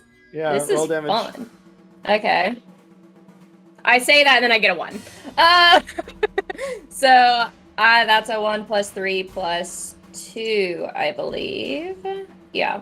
So 6. How would you like to collect your second Yay! Blightwood bear pelt? All right.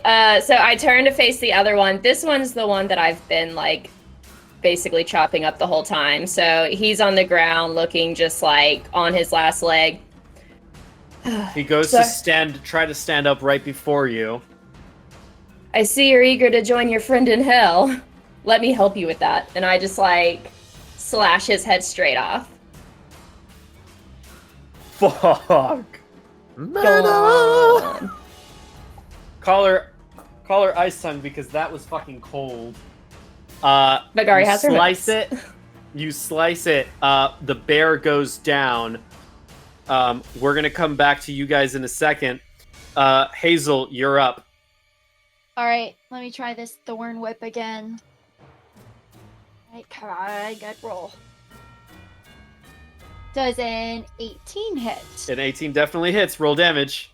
All right, let me find my D6. All right, that is. Oh shoot, on the ground. 6 points of damage.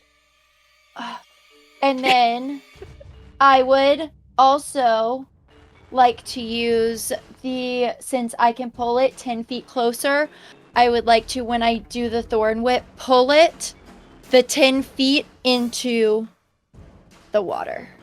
All the right, stream. Hazel, Yes. tell me how you douse this flame. All right, so I get real angry because I see Sabhir over there, and I'm like, this isn't happening.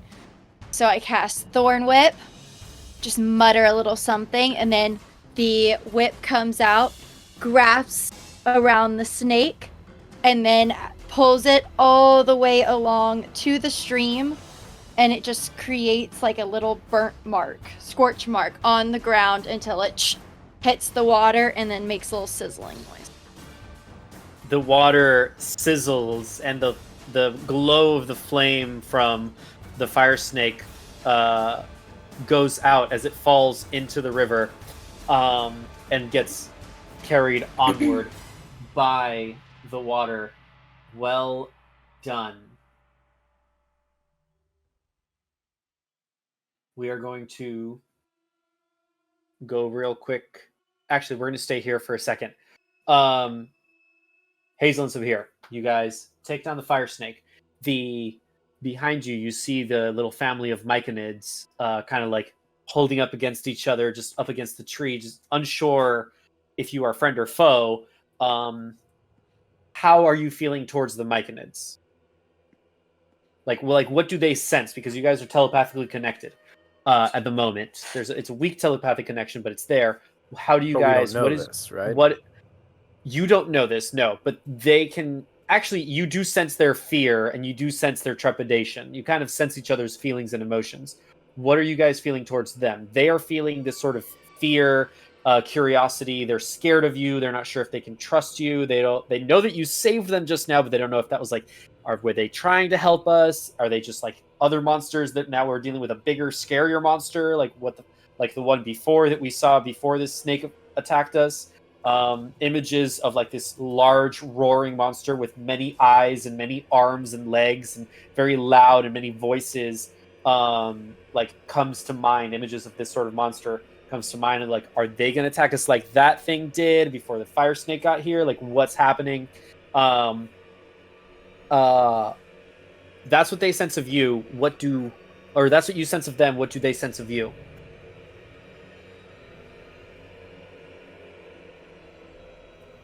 I would like to say the same thing.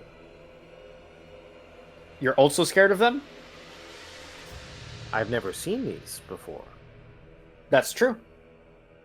I have a much more like, kind of, I guess maybe like nurturing, I would say, sense is the best way to describe it. Like, I want to go and make sure that they're okay, and like, Sabhir and Hazel, you both sense each other's kind of feelings. Like Hazel, you sense that Sabhir is apprehensive about the myconids, and Sabhir, you sense that Hazel has this sort of like genteel affect towards them to go and want to protect them.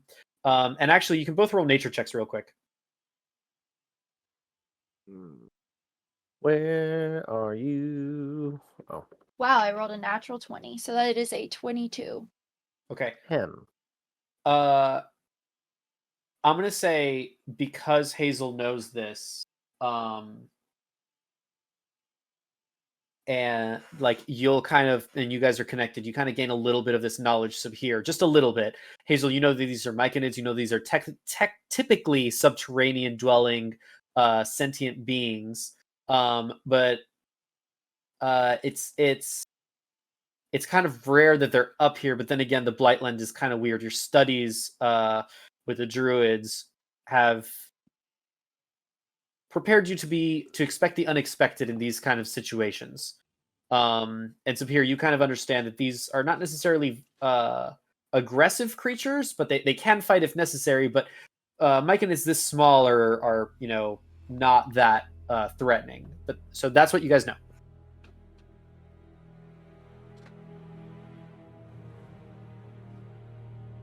I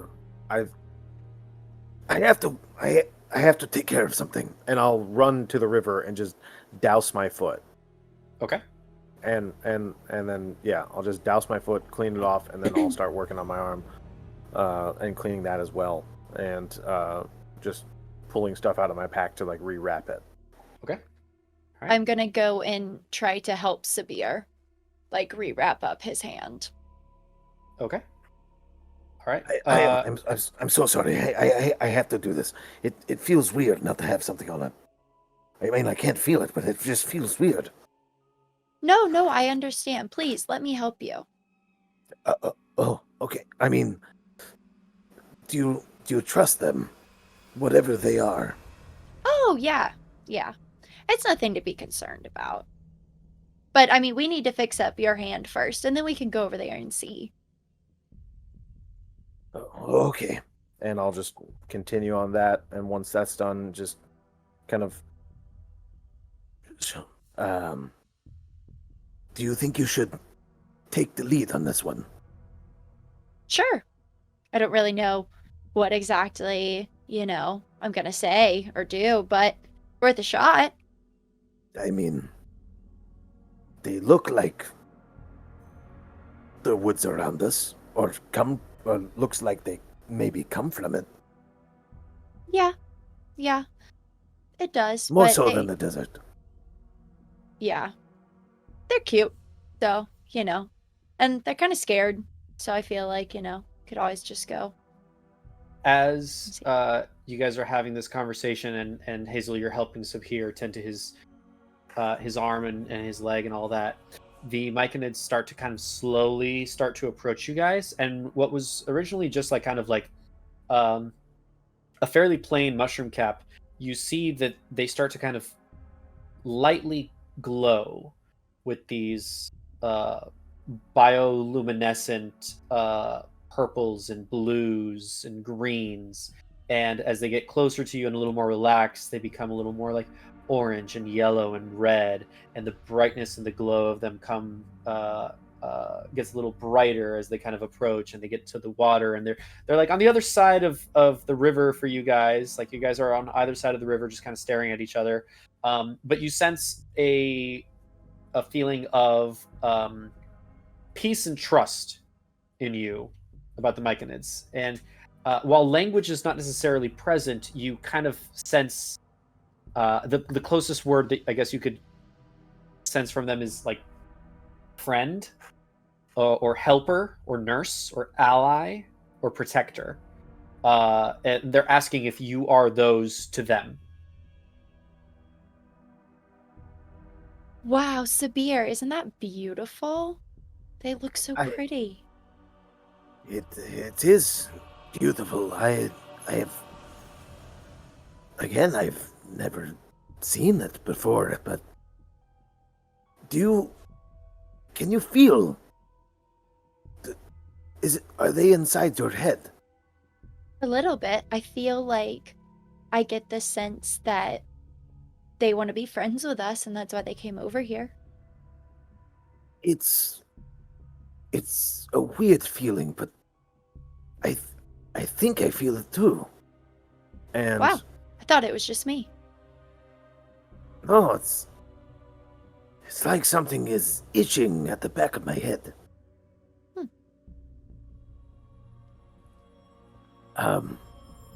And I'll slowly walk up to them, or stay behind Hazel and just kind of, I guess, kind of think friend?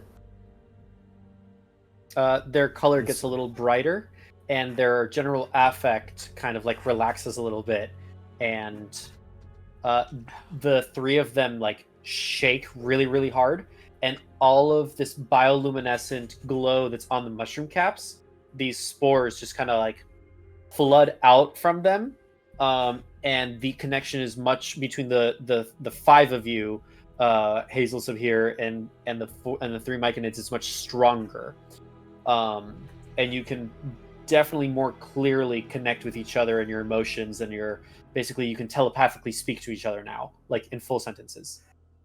Oh. Well, So now you hear in your head, "Thank you for saving us." you are very welcome. Whoa, can I hear what Sabir's thinking?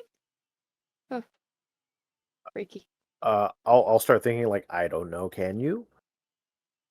You hear Stop that. Yes, I can hear you. It's just in a Wait. completely different, like the head voice is just completely different. Oh my god, Sabir's voice is fake. That is so freaky. His head voice is like, ah, yes. Hello. Are these mushrooms doing to you what they're doing to me right now? Because, whew, Hey. I does not know. oh my gosh. Sabir's a superhero. All right, we're gonna take a cut here. Go to Shun and Vagari. Vagari, you just killed 2 bears. What are you guys up to? Woo! And I slide my great axe off to the side and kind of flick the acid off of it. Well, I guess 1 bear makes you a Goliath. What does 2 make you? Very, very lucky, I suppose. I'm holding my gut, trying to make sure there's like nothing coming out, just bleeding. Oh shoot, Shun, are you okay? And I try to kind of evaluate. I am. I've had worse. But congratulations on your sticky pure.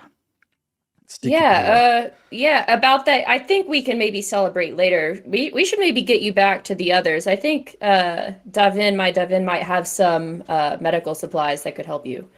I will be fine. But before we do that, the most important part, we must dress your bear.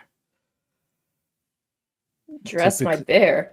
Well, I don't have much on me, but I guess that this should work. And I start taking off my No, clothes to no. put it on.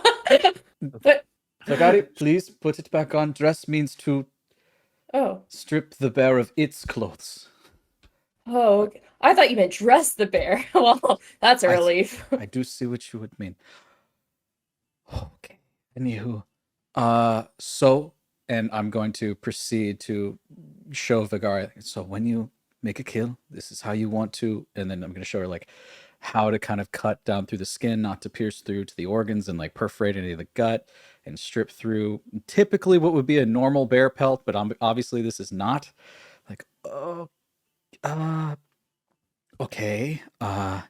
And the first thing I want to do is take the biggest claws out of each of the right paws in the front. Okay. And Make a survival check to do that. Look at my beautiful wood chip 16. coat. 16. 16.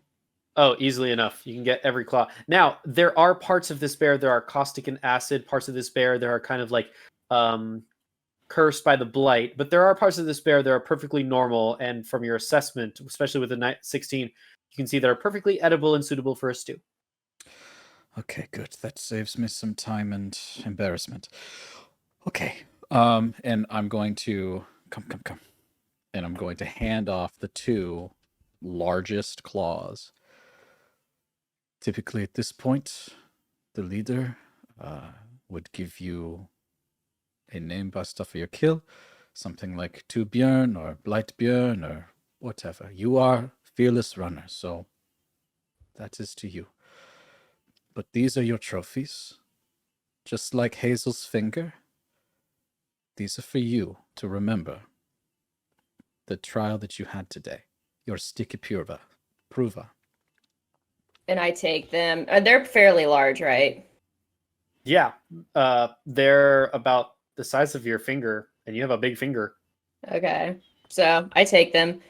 Oh, this is quite interesting. I'm supposed to make a necklace out of this?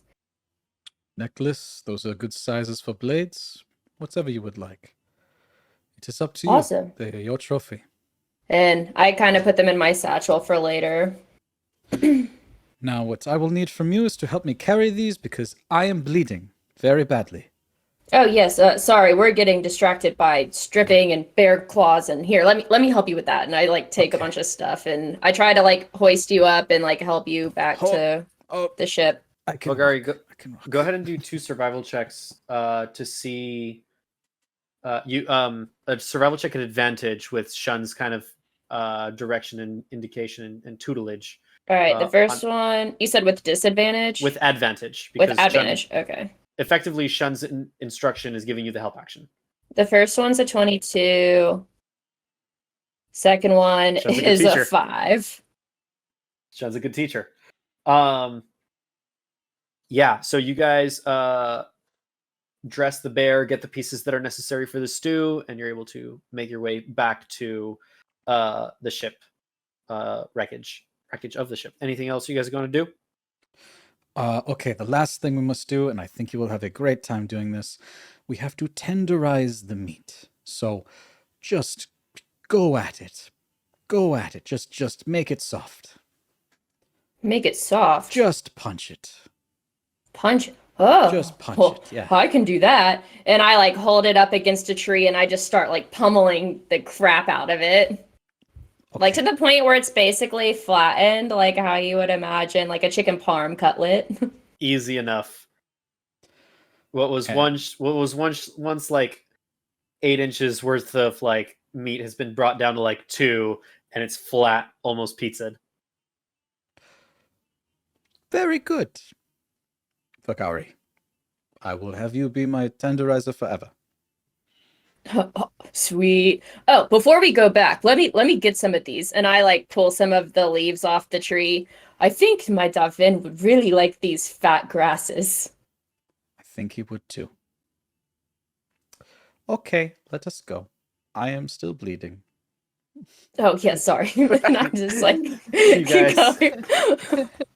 Start to make your way back to the ship. Hazel and Sabhir, the Myconids have gotten close to you. They have connected with you. Thank you so much for saving us. Are you to protect us from now on? ¿Dónde está? No. La Biblia. Mi corazón. And you just hear an echo of protector, protector, protector, protector, protector, protector. Oh my god, there's a cute! Can this just be the campaign, Marco? Can we just protect mushrooms? Yeah, forget everything else you planned. We're here to protect mushrooms now. We're gonna like hoist up and like create a little village of mushroom people. I'll think to Hazel, like, I believe that it is up to you.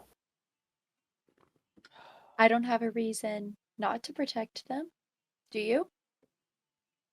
I do not know. All right. We can protect you, little ones.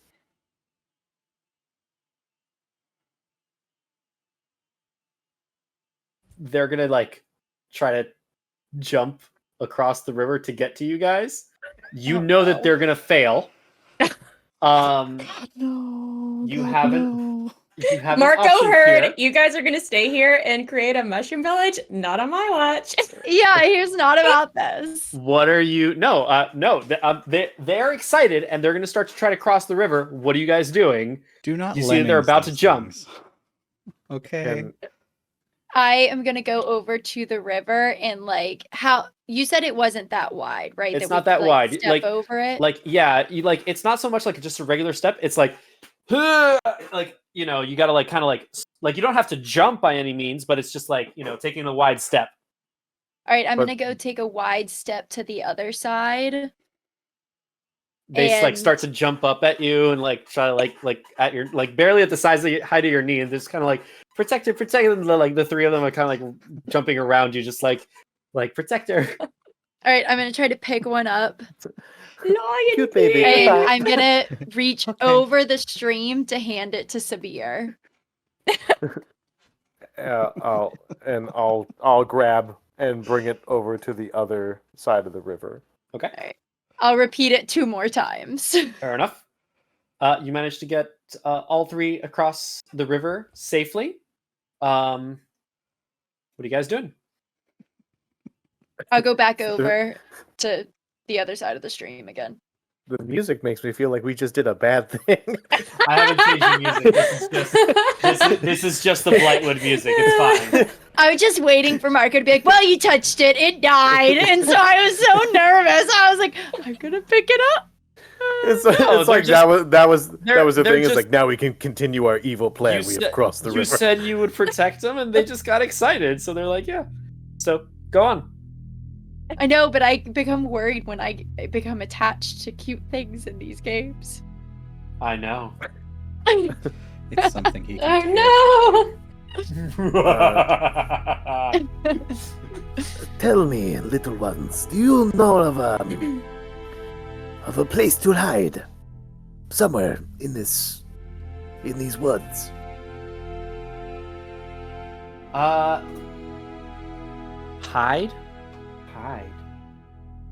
Hide. We lived underground, and then we don't live underground anymore. Colony!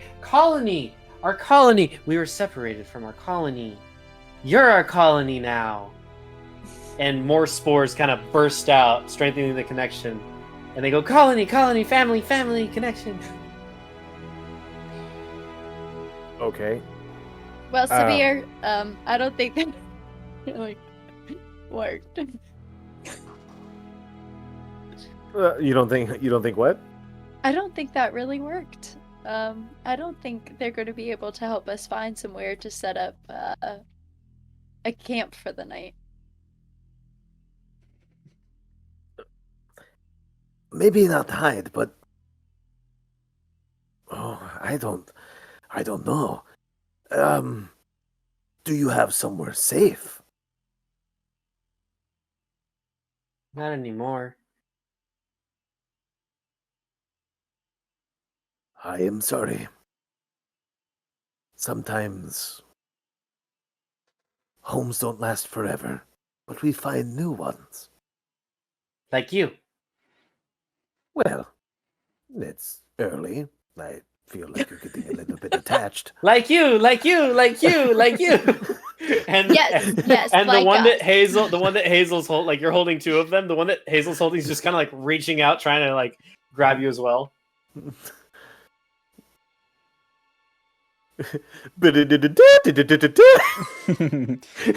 Die for you.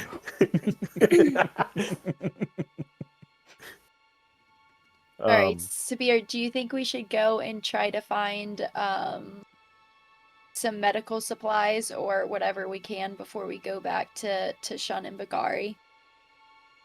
Yes. Hey. We can help little you. guys. We know healing herbs. We know them all. Oh, Okay. perfect. What about? Why did that get so evil?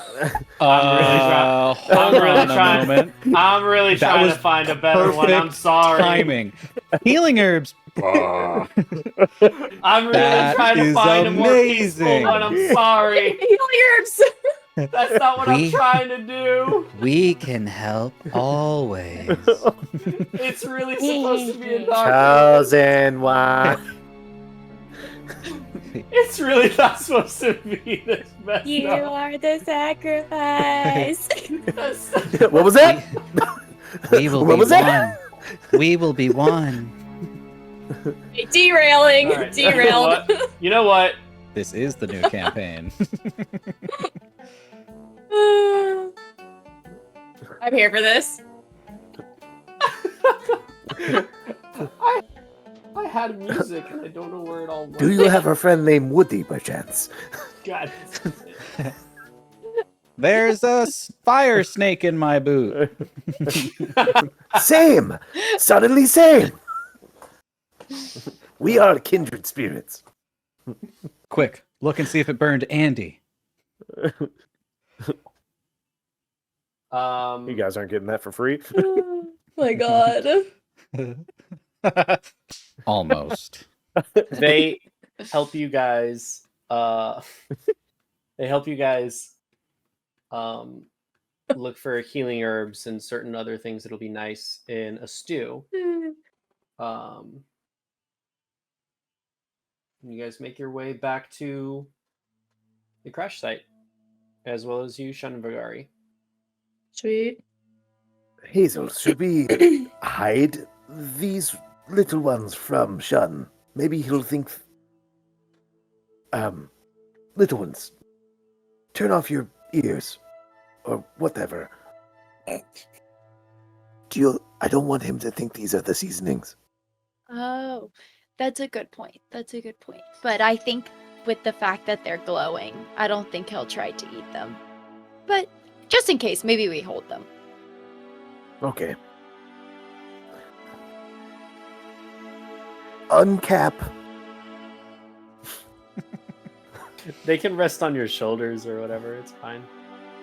As you guys approach the wreckage, Charlie, Will, and Drajet have kind of started a little bit of a fire there.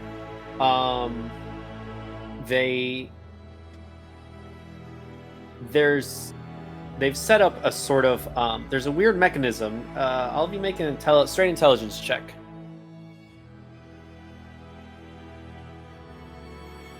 All of us? All of you. Yeah. Oh.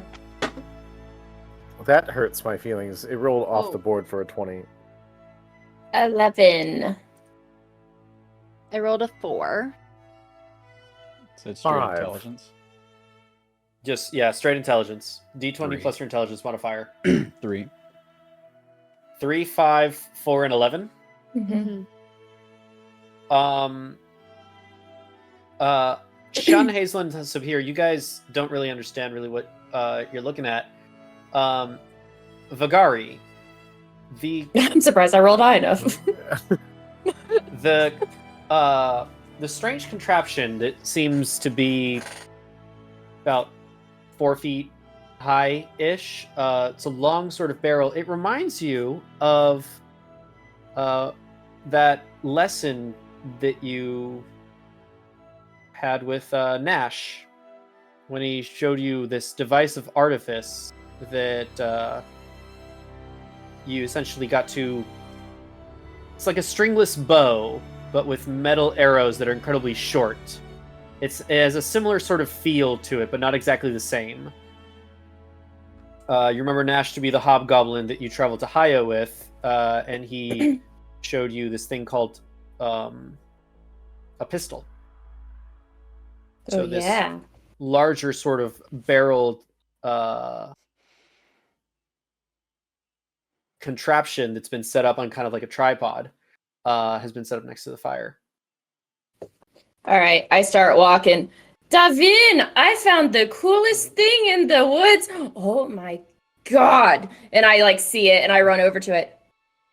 Forget the fat grass. Has this been sitting here the whole time? Well, I had to get it set up with the lads. We don't know what's tracking us. We don't know what's going to hunt us down, so it's really meant to be mounted up on the ship, but just want to be prepared just in case. A gift from the harp from Zimnus. Look, it's been a couple minutes since I've seen anything like this, a tool like this. Would you mind if I just sharpened my skills a little bit? I would prefer if you didn't, lass. This is just a prototype.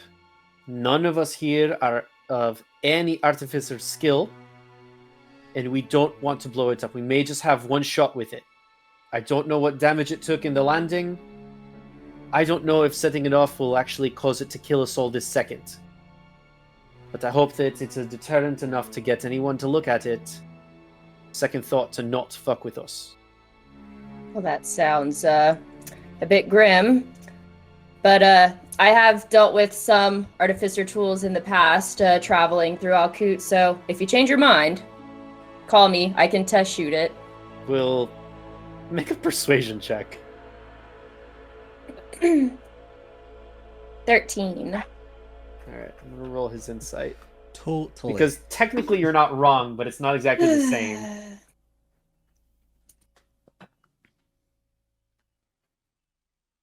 You know, you don't look like the artificer type, but then again, looks can be deceiving. Alright. Well, let's leave it for now. But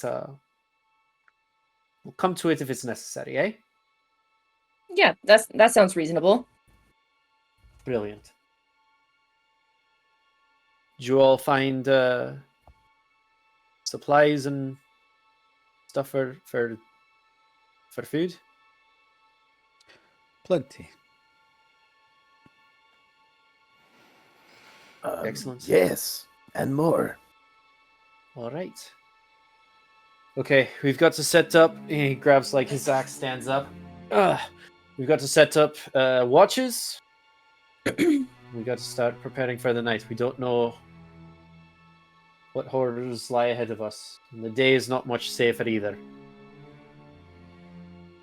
The scene is yours. You can go on into the night. Okay, well, everything is prepared. And still bleeding. I'm going to go Whoa, wash up. whoa, hold it, Shun. Yes. What happened to you? Vagari's Styrke proof was a little more hands-on than I thought I would get. I don't know if that was a fake word, but I can help with that. You are a healer. Somewhat. More of I stave off death. Then you will come in great use around me. Come. I need to wash my hands. Okay. And I'll let Sabhir bandage me up while I clean up. And I'll stitch up his gash and, bandage.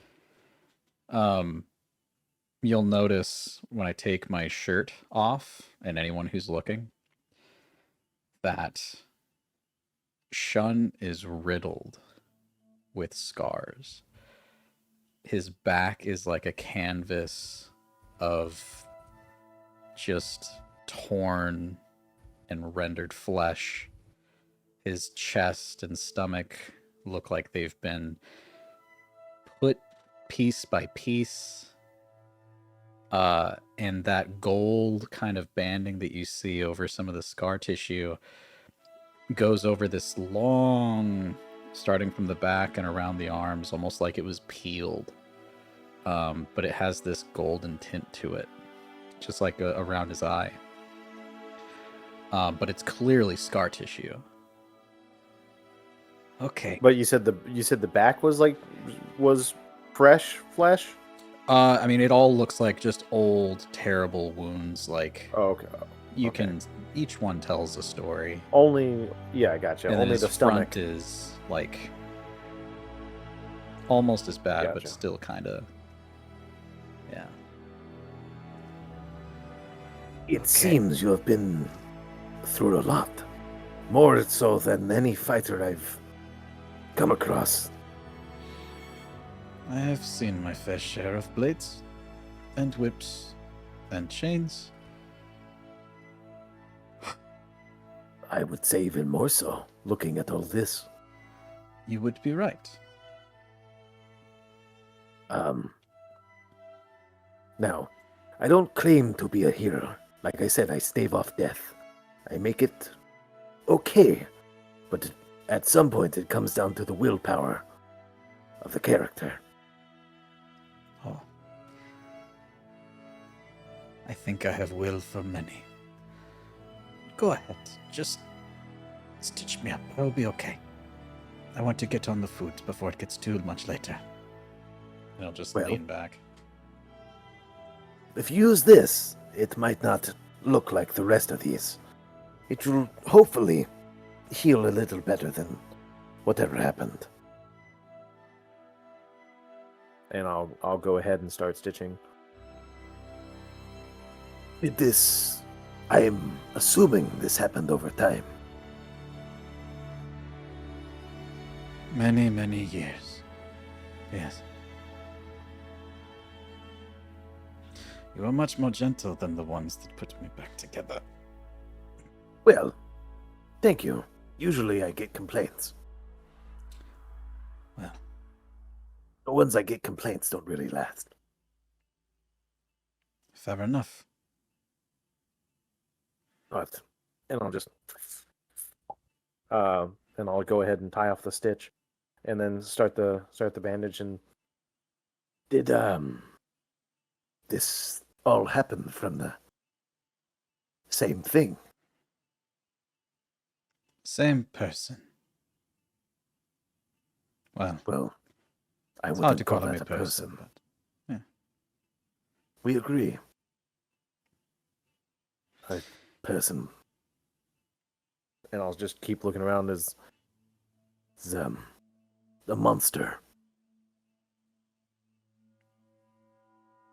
Yes. Anyway, I'm going to go and cook now. Dinner will be ready Okay. soon. Well, take it easy and no laughing.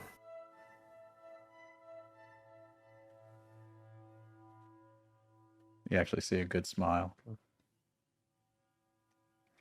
Thank you, Doc. No problem.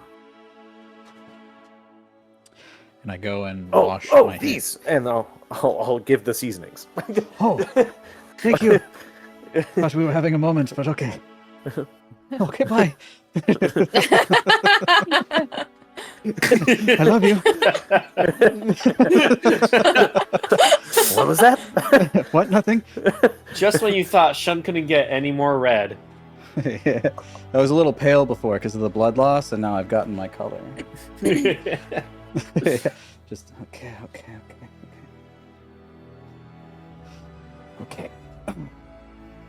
He's gonna proceed to just prep the meat, get everything in its mise en place, and you see just like that stern look is still focused, but less serious, more in his element as he begins cooking. Hazel, Sabhir, Vagari, you very, very lightly feel the relaxation of Shun and kind of like a moment of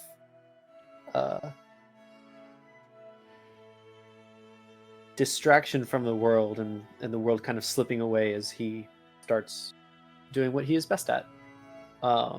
It's very lightly present, barely noticeable, really mostly just to Hazel and Sabhir because you guys are familiar now with the sensation of the effect of the mushrooms and the spores that they've been giving off, but it is incredibly light. Hazel and Vagari, anything else that you guys would like to do? Or Sabhir, Shun's cooking, I don't know. Three of you want to do anything? While Shun's cooking, I kind of like tap Hazel on the shoulder. Hazel, do you think I could ask a favor of you? Of course. So, back when I went on the, gosh, I can't even remember what he called it, Hugenschwallen? Something about being a barbarian, I don't know. Anyway, I became a barbarian. Goliath. I have a lot to learn about my people, but Shun gave me these, and I pull out the bear claws. I know that you made your kind of pretty but also creepy at the same time finger necklace. Do you think that maybe you could help me make a necklace out of these? I have a necklace now, but my mom made this for me, and I've never actually made one myself. And well, I don't know if it's too much to ask, but and I just No, like kind of hold him out. Not too much at all. Vagari, I would absolutely love to help you. Come. And I want to pull her over to where the fire is and like plop down and start making her a necklace. Awesome. So tell me all about it. What happened? Well, we were walking through the woods. I was getting in the zone, but then I don't know, somehow I got distracted by all this fat grass growing on these tall sticks, and then we came across these acid bears, which I've never seen a bear. I didn't know what to really expect. I thought they were going to be big, but I didn't think they were going to be like that. But I guess that's what makes me a barbarian, and so that's part of the ritual. Anyway, long story short, we killed him. Brought him back. Shun got a little hurt in the process, so I'm kind of hoping he's doing okay. And I kind of take a look back where they're working. Do I perceive Shun kind of like doing okay now? He's still holding his gut, but he's focused in on the thing. He's Okay. Yeah, well, on second thought, would it be possible to maybe split these up and make two? Of course. And then I'll start like divvying them up and making multiple. Now, you said that it was a ritual that you went on to be a barbarian or a Goliath. What was it again? Yeah, I'm not really sure of the process. See, I'm from Joe School back before I was taken to Alkut, and I guess Shun was trying to tell me a little bit about where I'm from, and they were saying that at I think it was 16 mid-teens, you're supposed to go on basically a quest, and you're supposed to kill a bear or a large creature or something, and if you come back successful, that's basically your rite of passage as a barbarian. And so I think it was supposed to be more or less symbolic, but in turn, I think I would like to do something to repay him just for kind of mending the fences. I know we've kind of had some strain over the past couple weeks. I think that's lovely, Vagari. It reminds me actually from where I'm from. It's a little bit similar, so it's just nice to hear about that. Oh, did you have to go kill bears too? No, not quite. But I did have a ritual that I had to go through, which, funny enough, is how I ended up here. And it's a crazy story. So I don't know if maybe I'm pushing a little too far, but did Mercury perhaps go on that ritual and that's why she's missing? Because it sounds like these rituals can get pretty dangerous. Oh, no, my ritual wasn't dangerous. It's a ritual that the druids of Kaya participate in when you choose your circle. And so it's not a dangerous ritual at all. We don't have to like go and kill anything or, fight bears. But it's kind of like a coming of age ritual, similar to yours. So you get to draw circles and we kill bears. I think I'd rather do your ritual. That's exactly what we do. I think your necklace is ready now. Awesome. So do I take both of them, or are you still working on the other one? Sure, here's the other one as well. I'm Okay. so happy that we get to now both have necklaces and similar ritual stories. It's just, yeah. I just love being friends with you, Vagari. Oh, thanks, Hazel. One of these days I'll have to find something to make out of jewelry for you too. Oh, thank you, Vagari. Maybe a toe to go with your finger. And I just like turn and I walk to go to Shun. I just kind of just shake my head and just like.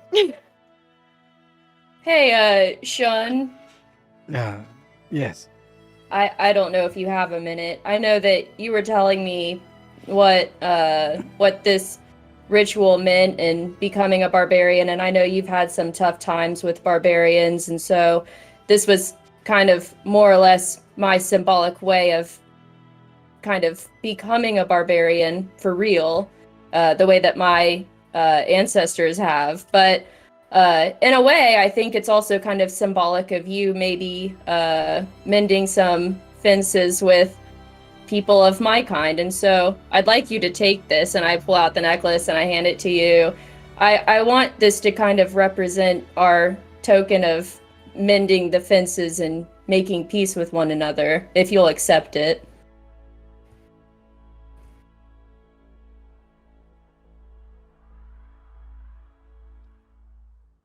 If you don't like it, I'm sorry. I can find a bigger bear. No. Thank you. And I'll take the necklace.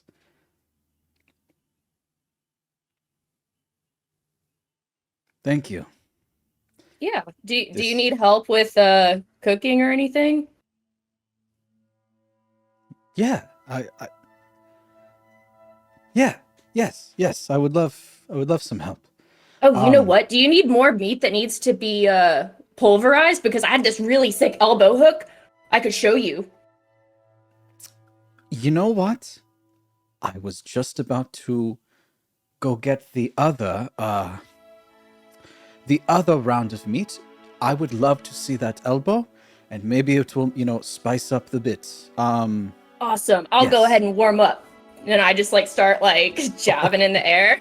Okay, careful, that is simmering. And I look at the necklace. Okay. And I'll put it in my pocket for now and put it on later when I'm finished. It still had blood on it. Okay. And I'm gonna quickly run and wash my hands again and come back and okay. Very good, Vagari. I think it is ready. Awesome. And I'm all warmed up. And I start pummeling the meat and we make the stew. So once it's all prepared, Shun will have basically several plates for everybody, even Will the Liar. And he I will... don't like that that's my name now. It's just just a okay. You prank. did it to yourself. You own it. What? Own it. So he takes, a ladle, dumps out for everybody once, goes back around twice, and then a third time for Vagari, and then once for himself. And okay. So this is a traditional Yaskul bear stew. This is usually made for special occasions like a stikkeprøve. Vagari is our stikkeprøver, and this is to Vagari. And to all of you, this was my way of an apology, and to teach Vagari where she comes from about being a barbarian and a Goliath. And hopefully to make amends to anyone that I have rubbed wrong. You all have been very kind, and I want you to know that I will do what I can to keep you all safe. Eat. Spisa. Then I raise my bowl to Shun, and I just down it. Like how you would a glass of wine. I'm just chugging this bowl of stew. To Shun, and I'll try to copy Vagari. Ushan and sister.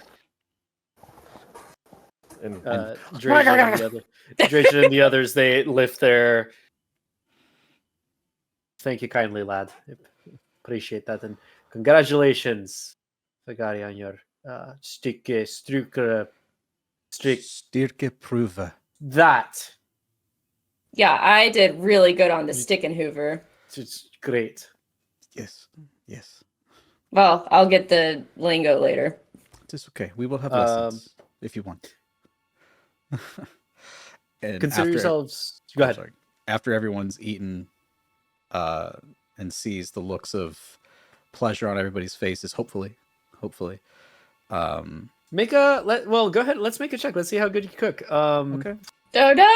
It's a cooking utensils check, or a performance check. I'll say for cooking utensils, you have it'll be your dexterity or wisdom, your choice, plus your proficiency. This music gets me every time. I know. I'm like, It's oh not no, we're all gonna supposed die of poison. It's not supposed to be like that. It's supposed to be Happy Barovia. It's supposed to be, it's Sirenscape's Happy Barovia. It's just weird. I hate it that it's inconsistent because it gets happier at the afterward. It's weird. You have an advantage because you're very, this is your bread and butter. But Well, thank God, because the second roll was a natural one. 22. Oh yeah, very, very, very happy faces. And you all will see Shun hesitate to eat. I must be honest, I have only helped prepare. I've never been able to eat it. So, and slowly he will eat and just savor. It reminds me of my mother. Thank you.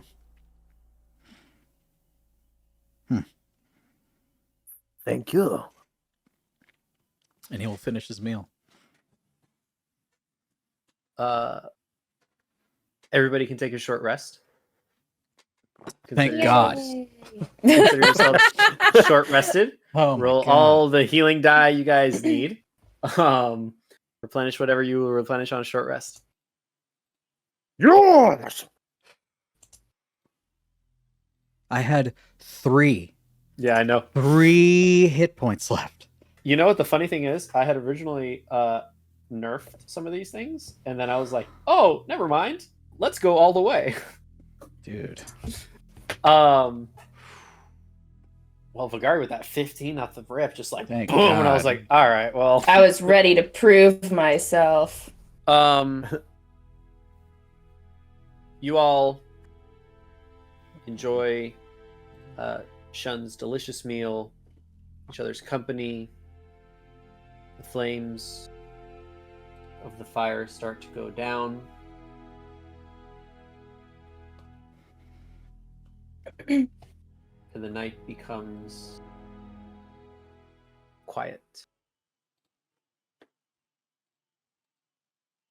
And that is where we're going to end our session for the evening. Unless anybody wanted to do any last minute things. I was just probably going to talk to the mushroom people, but that was it. I can do that tomorrow. I mean, next time. Next week to figure out about the myconids. Yes. All right, so let's call it here. And we'll pick it up next. We'll pick up next session next week. Thank you guys. That was amazing. That was such a wonderful, fantastic So session. good. Holy Yeah. shit. Yeah. Yeah. That's good. My That's God. That's some good stuff. There's a lot That of was- emotions. That was very It was really fun. intense. Very great storytelling, everybody. Chat, how did you like it? How did you guys like it?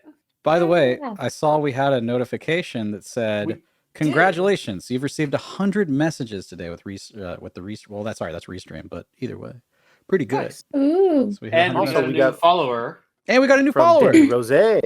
Yeah. Say it again one more time. I was talking. Oh, my bad. It's Danny Rose. Rosé all day. Rose, Thank you for Rose. following. Thank you, Danny Rose, for following. We hope you Appreciate enjoyed the yourself. chat being as active as it was, and I broke my cardinal rule, which was don't engage with chat in the middle of the session. But somebody asked about was that an Eminem reference, and I'm like, what do you mean? But that's okay. But I appreciate all had you guys being active. One shot. One shot. Yeah, One dude. opportunity. I'm like, what are you talking Would you about? capture it, or would you let that mic in it slip like a banana? Yo. My spear is ready. Yeah, tis, Knees tis weak. Shield indeed. up. Arm is wrapped and ready. Thank you, Pink Floydian Pig. There's bear stew on his sweater already. Shun spaghetti.